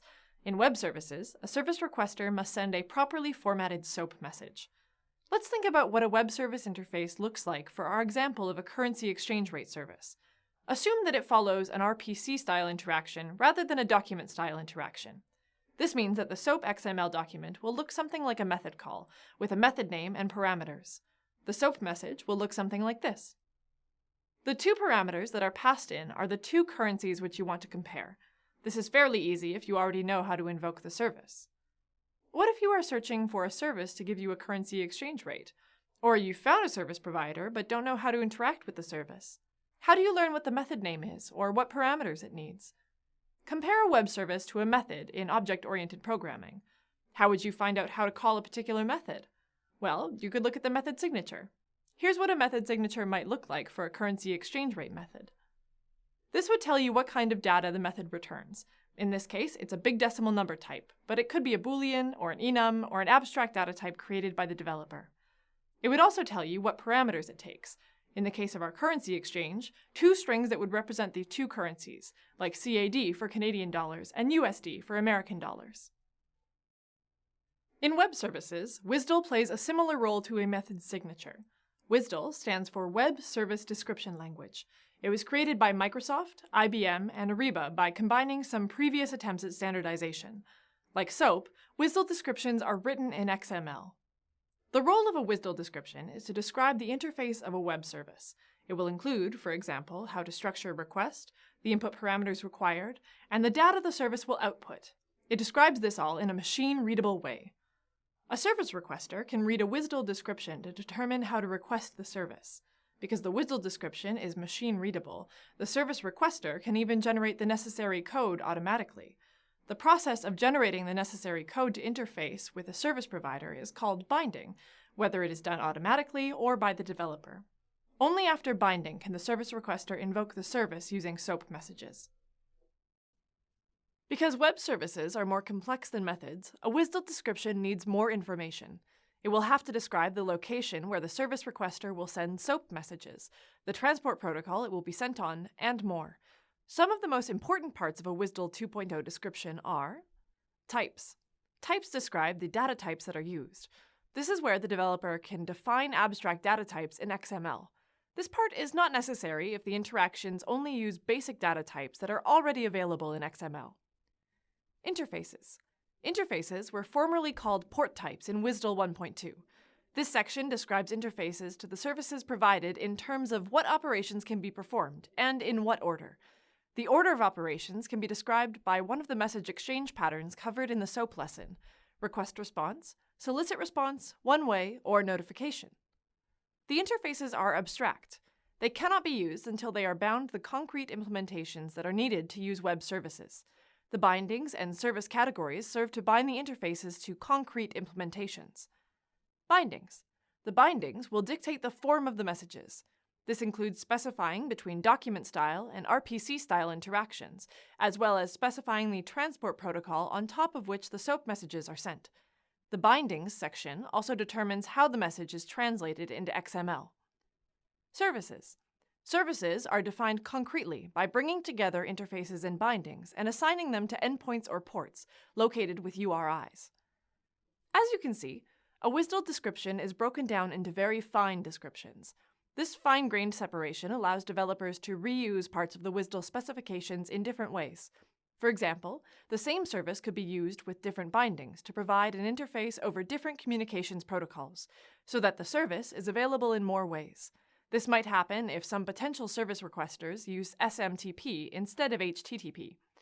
Reuse is also enabled by the fact that WSDL documents can import other WSDL documents, gaining them access to, for example, the data types in the imported WSDL description, or the interfaces. Let's relate it back to our example of a simple currency exchange service. We don't need to define any new data types, since basic data types will suffice. The currency codes will be strings, and the ratio between their values will be a decimal. The interface, there is only one in our example, will be a request-response style interaction. This section will define the messages that make up the interaction. In this case, one input and one output. Since this is from the point of view of the service, an input is a request, while the output is the response. These would also define what data is needed by the request and response. The binding part in this example uses SOAP, and also specifies the transport protocol, HTTP. Finally, the service section brings all these parts together to define how the service is exposed as a web service, located at a URI. This description is lacking some detail, but you can see the general form of a web service and how it is described with WSDL 2.0. Previous versions of WSDL use different terminology and structure, but the concepts are largely the same. With a WSDL description like the example, a service requester can now be bound to the service by reading this WSDL description and generating the code necessary to bind with the interface of the service. WSDL is a standard based on XML for describing web services and their interfaces. WSDL descriptions can be read by potential service requesters, either programmatically or by developers. The service requester can then bind to the service interface and begin invoking services using SOAP messages that they structured with the help of the WSDL description. WSDL is modular. It's made up of different components that can be combined to define the desired interface or multiple interfaces. WSDL descriptions can even import other WSDL specifications, importing the descriptions and using them to combine into new interface descriptions. This XML-based approach, like the other aspects of web services, allows for interoperability between different platforms over the internet. WSDL is often used with other XML-based standards, but can even describe non-XML-based services. Like we saw with SOAP, encoding and parsing XML imposes computational costs. This is the main downside to XML-based standards. So, whether you're using SOAP-based interactions or other methods to provide or request services in service-oriented architectures, consider WSDL for a robust, modular, and extensible service description language.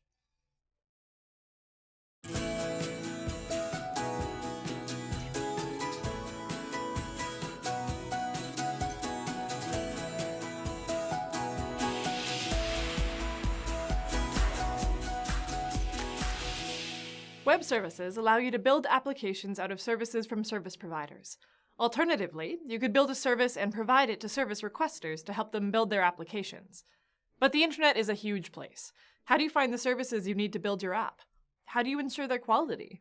If you create a service, how can you get people to use it? Web services need to be published and discovered. Let's first explore what we mean by publishing. If you are a business owner and you're looking for customers, what do? Before the internet, you had a few options. You could locate your store on a main street so that potential customers could pass by and see what services you were offering. You could put your business in the yellow pages of the phone book so that people could find you by the type of service that you offer.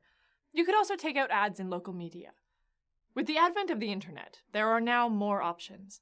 Search engines, for example, act as another kind of phone book, where people can find your business either by your business name or by the type of services that you offer. But how do you advertise your web service?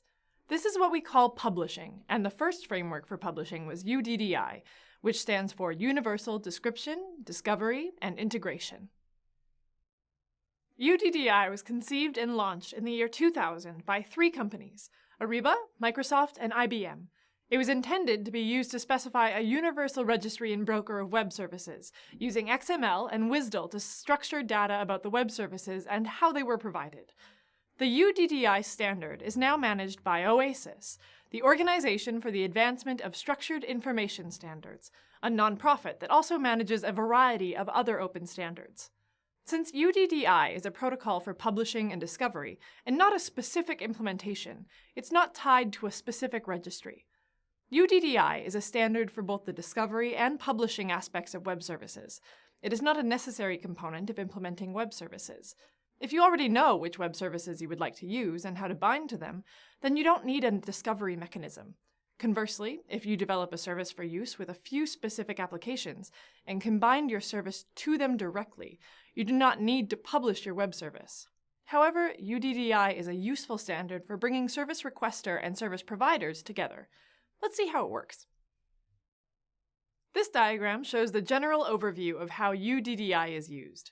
Service providers first publish themselves and their services to a UDDI registry. Once they are published, potential service requesters can search the registry. They do this by searching elements of the WSDL description or other descriptions of the service or service providers. Once a service requester finds a service they want to use, they can bind to it using the WSDL descriptions. After the service requester is bound to the service by generating the code for the necessary messaging patterns, the service requester can invoke the service. Publishing registers information about the service with a UDDI registry, including information about the service provider, the service itself, and various technical descriptions of the service. The UDDI registry assigns the service a Uniform Resource Identifier, or URI, which is a unique reference that is used to invoke the service. The information encapsulated in the UDDI standard is contained in 3 categories: white pages, yellow pages, and green pages. White pages, like the real white pages of a phone book, is where you can find basic information about the business. In real white pages, this may just be the business name and phone number, but the white pages in UDDI can contain a lot more information than that. At the very least, there will be the business name, a short description, and contact information. Another common piece of information found here is a unique business identification number. Yellow pages, just like the yellow pages in a phone book, contain information about the service or industry that the business is in. This may include more detailed industry information, like hierarchical information about the industry. This would be similar to looking up a business in the yellow pages, except now you can search for pizza, which is under delivery, which is in turn under food. In our example, exchange rates are a subset of currency services, etc. Green pages contain the technical details of how to use the service. We will discuss this a bit more in a moment. The information encapsulated in UDDI falls into 4 data structures. Business entity contains information about the business, roughly corresponding to the white pages. Business service describes the services that the business is offering. One business can have many services, but a service can only have one business that owns it. This roughly corresponds to the yellow pages of the UDDI. Binding template gives the necessary information needed to invoke the service in question. Binding refers to the service requester generating the necessary communication to invoke the service, so the binding template contains a description of this interface. One service may actually have different interfaces, so it's possible for one business service to have more than one binding template. T-model gives more detailed information about the service. This could include references to the protocols used by the service or detailed technical specifications of the service. The T-model is a flexible data structure. It can represent any abstract concept, and T-models can be nested to provide various meanings. For web services, one of these T-models will reference a WSDL description of the service. The binding template and T-models that it references together form the green pages of a UDDI entry. These are the technical descriptions of the service. UDDI specifies web services for publishing, so service providers publish to a registry through SOAP messages. Service providers can add, delete, or modify entries in the registry. Some examples of operations are save business, save service, save binding, save T-model, as well as delete commands for these elements. UDDI also specifies web services for discovery, accessed by SOAP messages. Commands to search for services include find business, find service, find binding, and find T-model. You can then request information using commands like get business detail, get service detail, etc.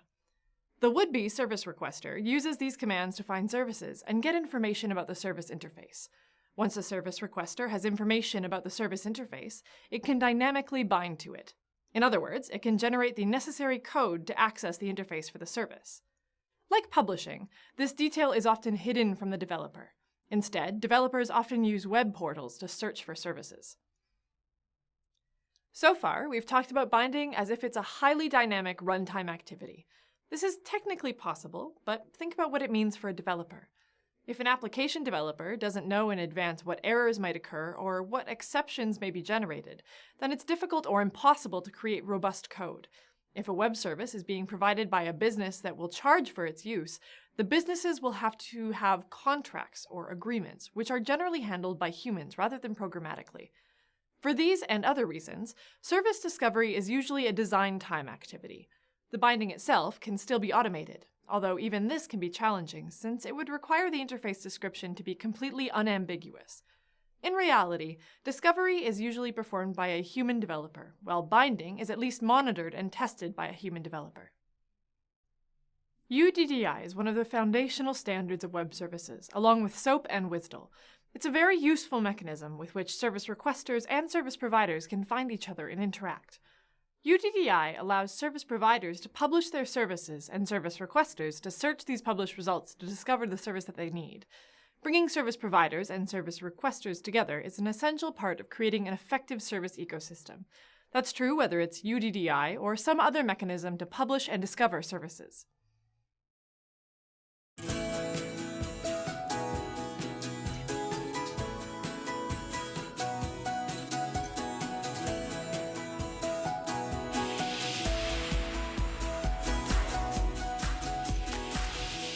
Several times throughout the previous lessons, we've mentioned that services can be combined. This is also called composition. A service is composed when it is made up of other services. Composition is the action of coordinating several services and providing an interface. Service composition can occur at several levels. A service that is composed of other, lower-level services may itself be used to compose higher-level services. This is similar to the composing objects principle in object-oriented design, which tells us that code reuse can be achieved by aggregation. However, web services are not usually compiled and run in the same physical location. Instead, composing services involves invoking services in a certain order and handling exceptions that may arise. The services that comprise a composite service still remain separate from that service. In a sense, a composite service could be like a script that uses the other services according to some predetermined order, as we can see in this UML sequence diagram. Of course, which requests are made to a service or which service is called may depend on the response from another service. This is better captured on a UML activity diagram, like in this next example. The composite service uses other services. In this case, the composite service selects a different service based on the response it gets back from the first. Before web services, middleware solutions were more difficult to compose because their interfaces were not standardized, and so wrappers had to be developed as needed to make components interface with each other or with the middleware. Web services can easily be composed because they are accessed in similar ways. In this module, services are invoked with SOAP messages, described by WSDL, and cataloged by UDDI. Though newer standards can and have in many cases superseded this particular collection of standards, web services are by their nature built to use web standards, and are easier to compose and coordinate than middleware solutions. However, the problem that comes with combining services don't go away with web services. They're simply a bit easier to manage. You may notice in the last example that composing a service from other services looked a lot like a business process. Such processes are easily mapped to activity diagrams. The beginning and end of the process are the points at which the composite service is exposed to service requesters. In other words, its interface. The rounded boxes represent services, and arrows represent the order of service interactions. The goal of a standard for composing services is to not work with low-level programmatic details, but to be able to combine services at a higher level. The lower-level interaction between services is already covered by the standards we've already discussed. Business Process Execution Language, or BPEL, is the standard high-level composition language for web services. It's also called WS-BPEL to align it with other standard parts of the web service stack we've been discussing. With BPEL, developers can compose compatible services into a business process that is itself exposed as a service. Like all of the web services we've been talking about, these can be from external sources out on the internet or internal to a company or other private organization. This example uses both internal and external services. Let's say you are a car manufacturer and you have a remote warehouse. In this case, each swim lane represents a service. Your part order service is a composite service. When you make a request for a part, it first queries the warehouse service. This query will return the number of that part in stock. If the number is more than 0, then the part order service requests the said part and returns a confirmation to the part order service, which also sends a confirmation to its service requester. If the number is 0, then the part order service uses a different service from your warehouse, requesting the latest price for the part in question. The external supplier returns a price to the part order service, and the part order service returns that to its service requester. Obviously, this example is fairly trivial, but the point remains. BPEL allows developers to create new services by composing them with existing services. It supports basic operations like the if-then-else decision in the example, and other logic through various program languages and wrappers. In our examples, we called the process of combining services composition. There's another idea you may come across if you're studying web services called coordination. This is when a process coordinates the activities of 2 or more services. The distinguishing feature of composition, as opposed to coordination, is that it exposes the collection of actions as another service. Composing services is like composing objects in object-oriented design. It allows you to build new functionality by combining existing functionality and encapsulate the new functionality as a service. Basic services often have low-level basic functionality. This functionality can be combined into higher-level functionality with WS Beeple and exposed as a service, which can in turn be composed into higher-level services. WS Beeple is the language for putting these building blocks together in a high-level fashion. This leaves the lower-level details of inter-service communication to the protocols we've already talked about, like SOAP and WSDL. If you work with SOAP-based web services, keep WS Beeple in mind if you need to create new services out of existing services. As well, you can use UML sequence and activity diagrams to model how services need to be coordinated.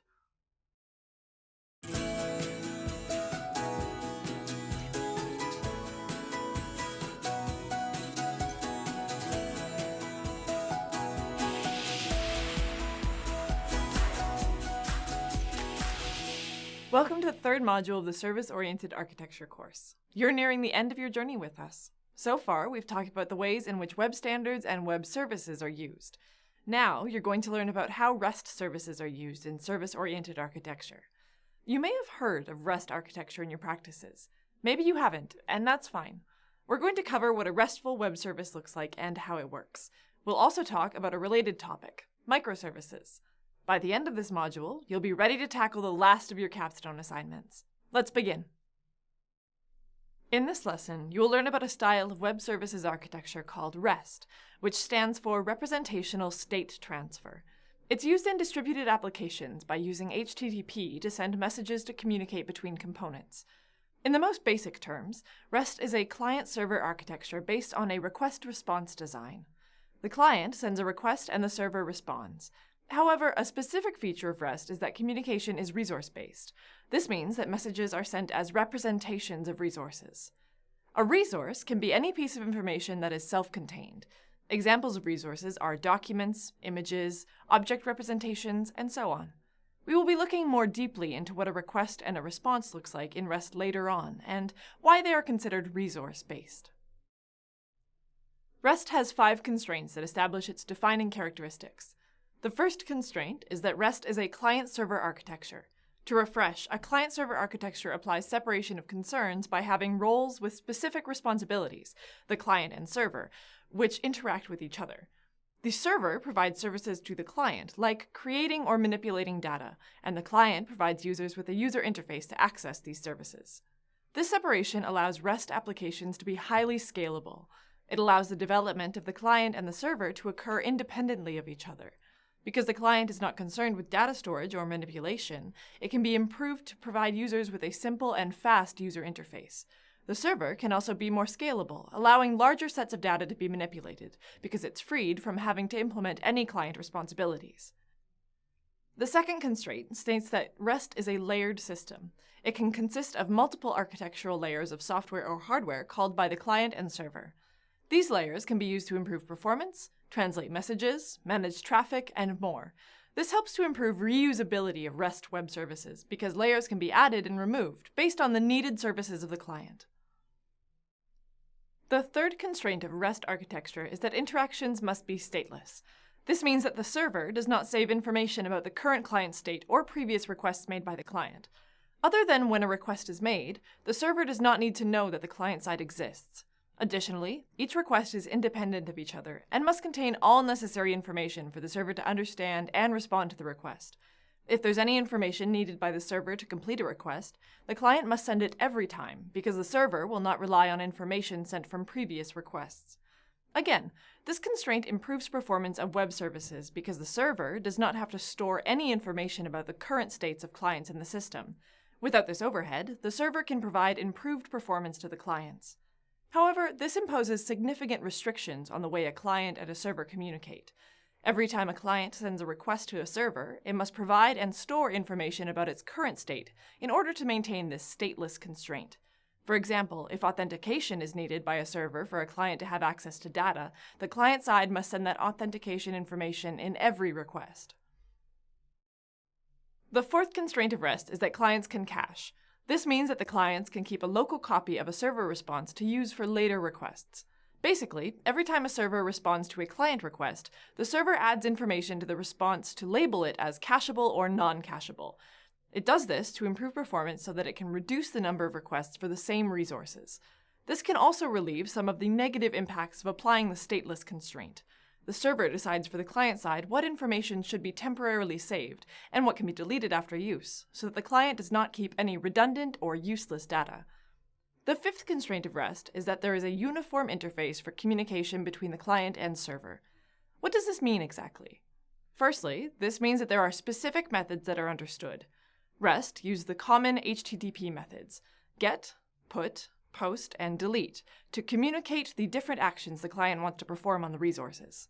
Secondly, the resource must be identified in the request using a specific Uniform Resource Identifier, or URI. Lastly, the representations of the resources are uniform. Responses have specific headers, like if the data should be cached, and the resource is written in 3 specific ways: XML, JSON, or simple text. Now, let's look at an example of a request and the response to better understand these constraints. Here, you can see an example of a request being made by a client application to add coffee to an online shopping cart in the form of XML data. The request uses the HTTP method PUT to identify the method to call in the server. In this case, the client is asking the server to update the shopping cart by adding a new item to the shopping cart. The request identifies the resource in the URI, and the XML tells the server the specific shopping cart to add the new item to. The request is stateless because it includes the information needed to add the coffee item to cart identified as 1234 and the information about what the shopping cart previously included. A response from a web server may look like this. Here, you can see a standard HTTP response in the form of a JSON object. The headers include a specific section called cache control, which determines if the information should be cached on the client side. In this case, max age equals 30 instructs the client to cache the information for 30 seconds. This response is information about an online shopping cart with 5 items totaling to $70.51. To summarize, REST, or representational state transfer, has 5 constraints, as we mentioned in this lesson: client-server architecture, layered, stateless, cacheable, and uniform interface. REST uses a client-server architecture with layers, where interactions are stateless, responses are cacheable, and a uniform interface is used for communications. These constraints make REST a flexible, high-performance architectural style for building service-oriented systems based on web standards. It provides benefits including high scalability, reusability, and loose coupling that allow it to meet the needs of modern applications with millions of users.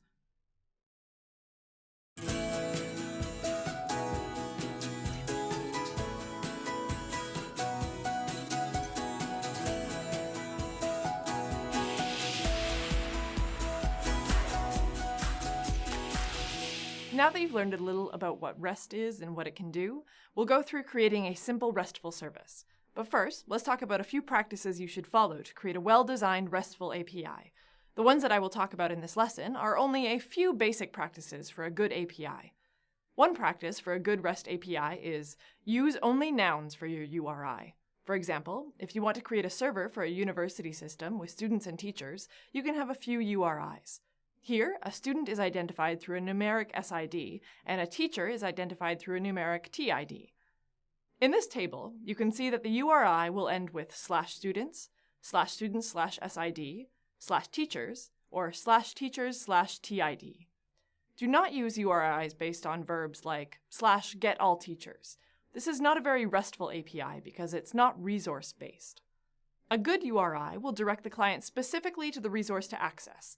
You will communicate the action you want to occur on that resource with the HTTP method in the request. From the table, to get a list of students, you would call the HTTP method get on the URI ending with /students. This will keep your APIs RESTful and consistent.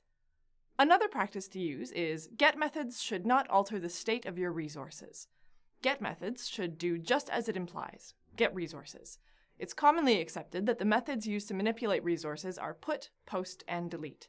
Following this principle will make your RESTful APIs consistent with other developers and easy to follow for future client applications. A third practice to follow is use plural nouns for your URI. Simplicity is key to a good API. When you're creating a service to deal with resources, it's better to keep it simple when referring to resources. Use /students to retrieve all students, and /students/3 to get a specific student 3. Mixing and changing to a singular noun may cause confusion, so sticking to a single way of referring to your resources will help developers use your REST service. A fourth practice is use sub-resources for relationships between resources. This means that when a resource is related to another resource, you can show the connection in the URI. For example, here, the first API can be used to get all the courses of student 3. The second API can be used to get the information on course 2 connected with student 3.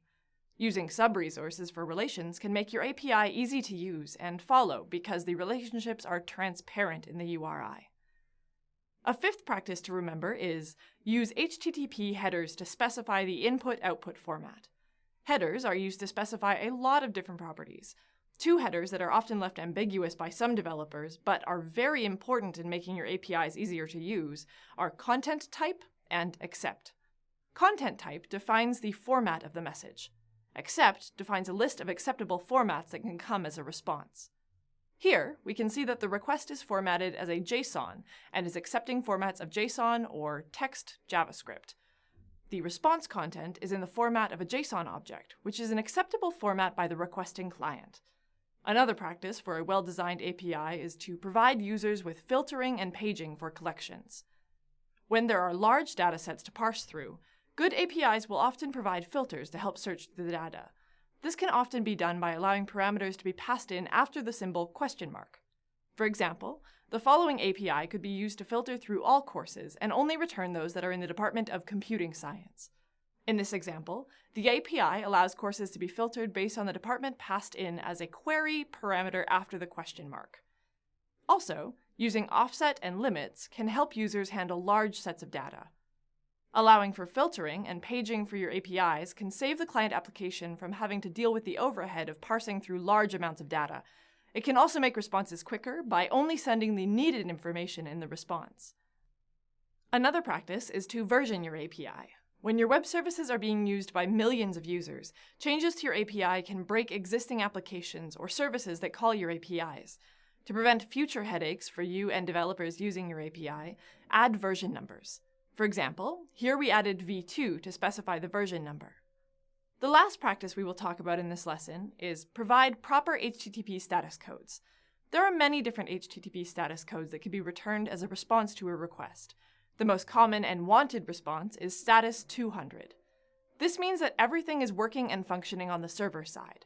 However, there are many different kinds of status codes that can be used. For example, a 201 status code means that a new resource has been successfully created.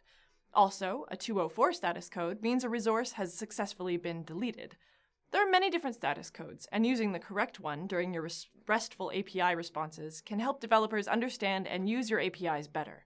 For more information on all the HTTP status codes, take a look at the supplementary resources. Now that we've gone through some basic practices of designing a good API, let's actually look into creating a RESTful service. We will look into the proper steps and decisions you may need to go through in creating your own RESTful web service. Let's try and create a basic REST service where you can store, retrieve, and delete information about students and their courses. We've gone through some of these in our examples of good API practices earlier, so we can use our earlier APIs to create a simple REST service. First thing to think about is the services that I should provide. Because this is a web service about students and courses, there should be ways to retrieve information about the students, the courses, and information about which courses students are taking. These will be our GET APIs. In this table, you can see the basic GET APIs that I will provide with my web service. Naturally, I will also need to provide services to create, update, and delete these resources, so here is a complete table on all the APIs that I should develop. As you can see, I've planned APIs to retrieve, create, update, and delete students' courses and student courses. Next, I create a resource representation class for a student. I'll leave you to create a course class.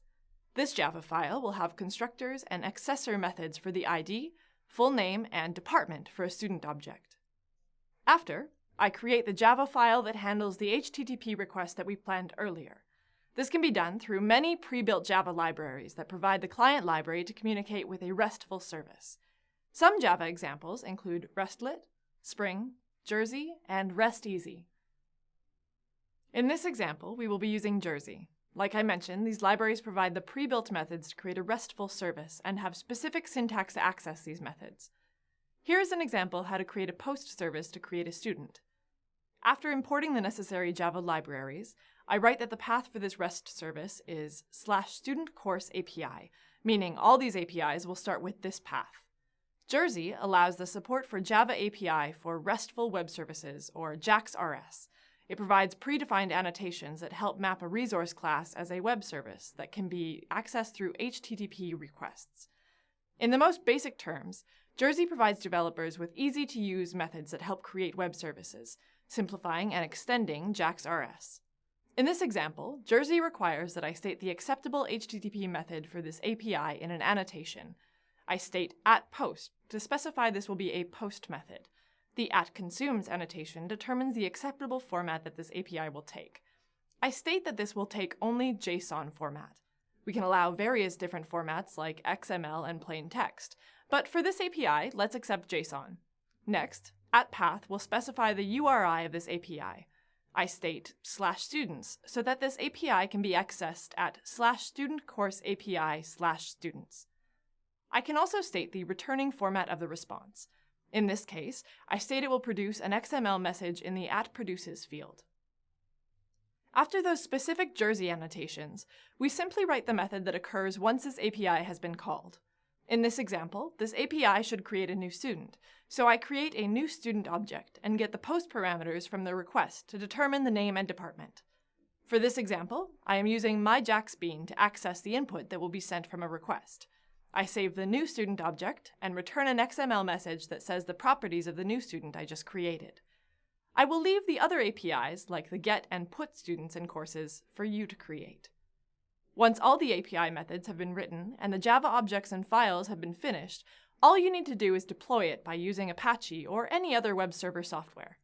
And that's your first Java REST service. Once everything has been deployed on your own machine, you should be able to access your API by using the following URL. Now you can test your REST service by either creating your own client application that calls these URIs with the specific content for the APIs you've created, or by simply sending an HTTP request through the command line. Both will work in the same way. They will create an HTTP request with a JSON object that includes the information of the student we want to create. One tool you can use is curl, which is a tool to transfer data from or to a server. The following curl command will send a request to your server and invoke the post API that we created in this lesson. This curl command, or your client application, will create an HTTP request that will be sent to your server in the URI specified with a JSON object, containing a single student named James Dean in the Department of Computing Science. This HTTP request may look something like this, and is sent to the server through the web. Once the server receives this message, it should call the method that we created earlier and create a new student with the properties that we sent in the JSON object. It will then send a response back to the client that may look like this. If you got a response using your created application or curl command, congratulations! You've now successfully created your own REST service. Try creating more difficult web services, and don't forget some of the best practices for creating a well-designed API. 1. Use only nouns for your URI. 2. Get methods should not alter the state of your resources. 3. Use plural nouns for your URI. 4. Use sub-resources for relationships between resources. 5. Use HTTP headers to specify input-output format. 6. Provide users with filtering and paging for collections. 7. Version your API. 8. Provide proper HTTP status codes. Following these practices will help you design great REST services. Good luck!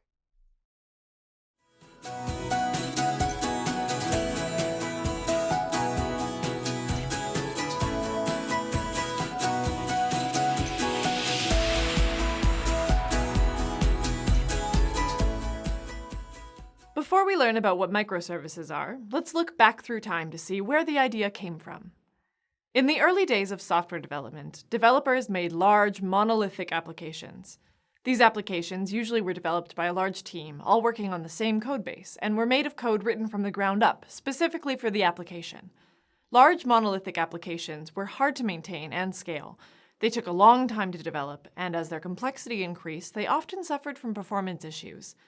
As a response to these issues, Service-Oriented Architecture, SOA, was introduced.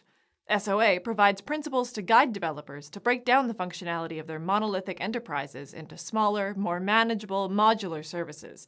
These services are loosely coupled and strictly encapsulated.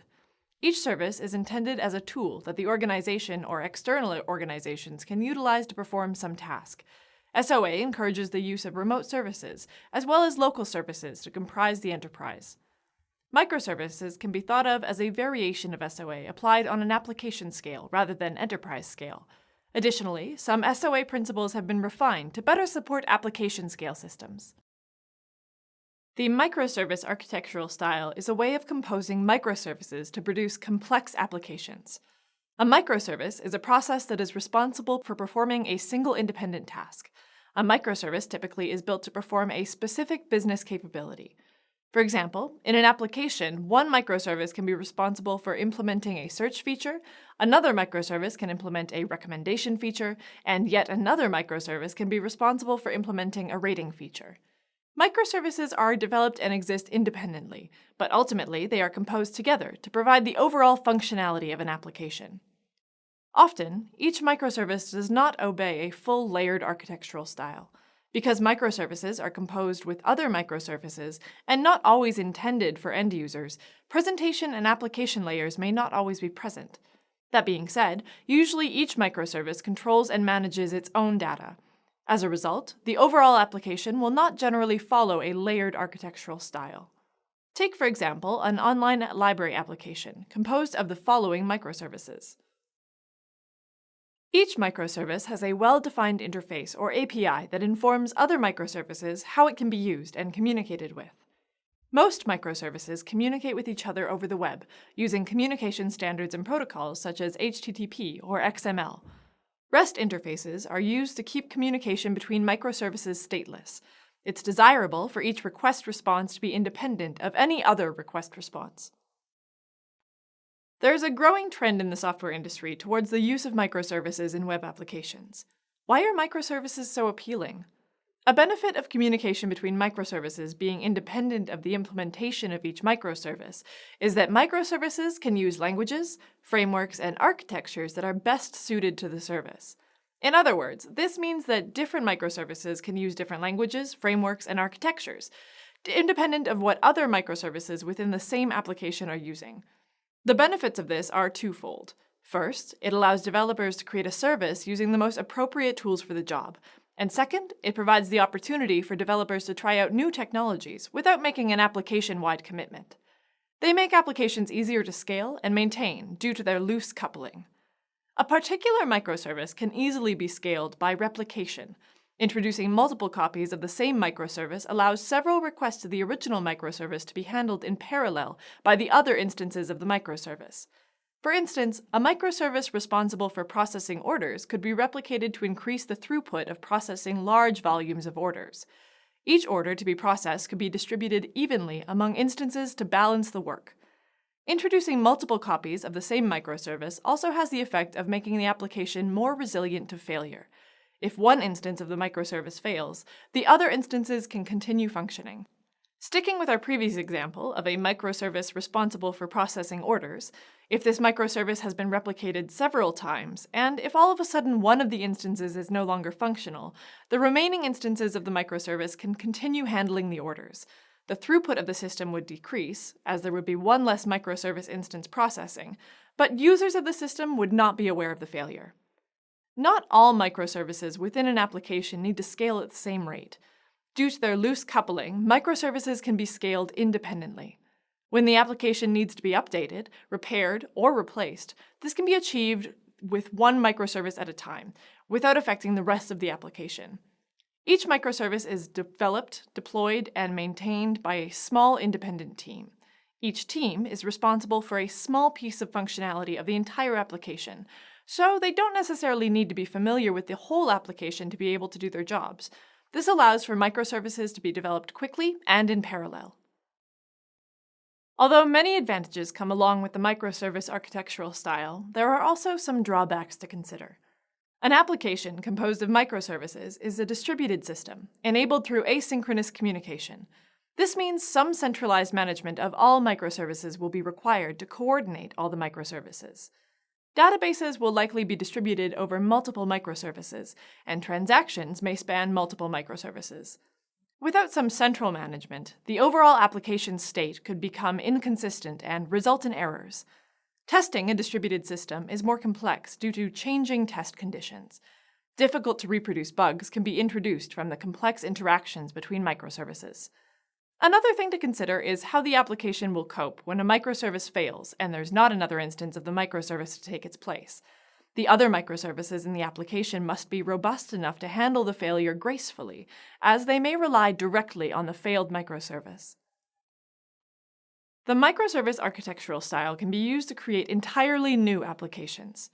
It's a style relevant for applications that can be broken down into a collection of tasks or business capabilities. Since most applications can have their functionality separated like this, microservices have a wide reach of applicability. The exception may be older monolithic applications that rely on pre-compiled binaries. Replacing these could potentially be more challenging because the codebase has become rigid and brittle in the sense that it is very easy to introduce bugs when making seemingly small or simple changes. Modernizing a codebase like this may require much of the application to be wrapped. Another nice property of using microservices in your application is that microservices can be local, remote, or some combination of both. Microservices are ideal for promoting and facilitating code reuse. By separating all tasks into compartmentalized microservices, the functionality of these services can be easily composed and recomposed to suit the needs of the application. This makes microservices ideal for large applications. Microservices help keep code understandable and manageable. Another point to consider is the amount of communication that will be required between microservices in an application. The messaging between microservices, be that through HTTP, XML, or some other communication standard and protocol, have an overhead cost associated with their use. Also, communication between microservices is stateless. Depending on the application, however, it may be desirable to track the behavior of a user interacting with your application. For a web application, you can do so with web cookies, but your application will now potentially have more data to transfer between microservices. Again, this will lead you to consider the overhead cost of communication. Now that we have a better idea of what kind of applications benefit from microservices, let's take a look at an example. Consider a restaurant guide that allows users to find nearby restaurants, place a reservation, and review a restaurant, all using the same web application. To provide these features, we can break up this application into the following microservices: a user interface microservice that allows the user to interact with the application, a restaurant catalog microservice that provides all restaurants in the system, a restaurant reservation microservice that places a reservation with a selected restaurant, and a restaurant review microservice to access and make restaurant reviews. Assume all communication between microservices is HTTP and REST-based. When you visit the website for this application, the user interface microservice prompts you to enter your location. When the address is entered, the user interface microservice communicates with the restaurant catalog microservice to determine nearby restaurants. Then, this information is communicated back to the user interface microservice and displayed to you. When you click to view more details about a particular restaurant, the user interface microservice communicates with the restaurant review microservice to access the reviews of this restaurant, and then displays them to you.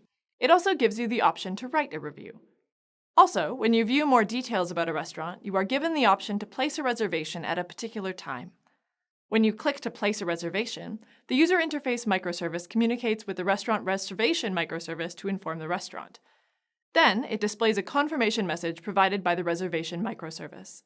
If you choose to review the restaurant, the user interface microservice communicates the review to the restaurant review microservice so that it can be saved.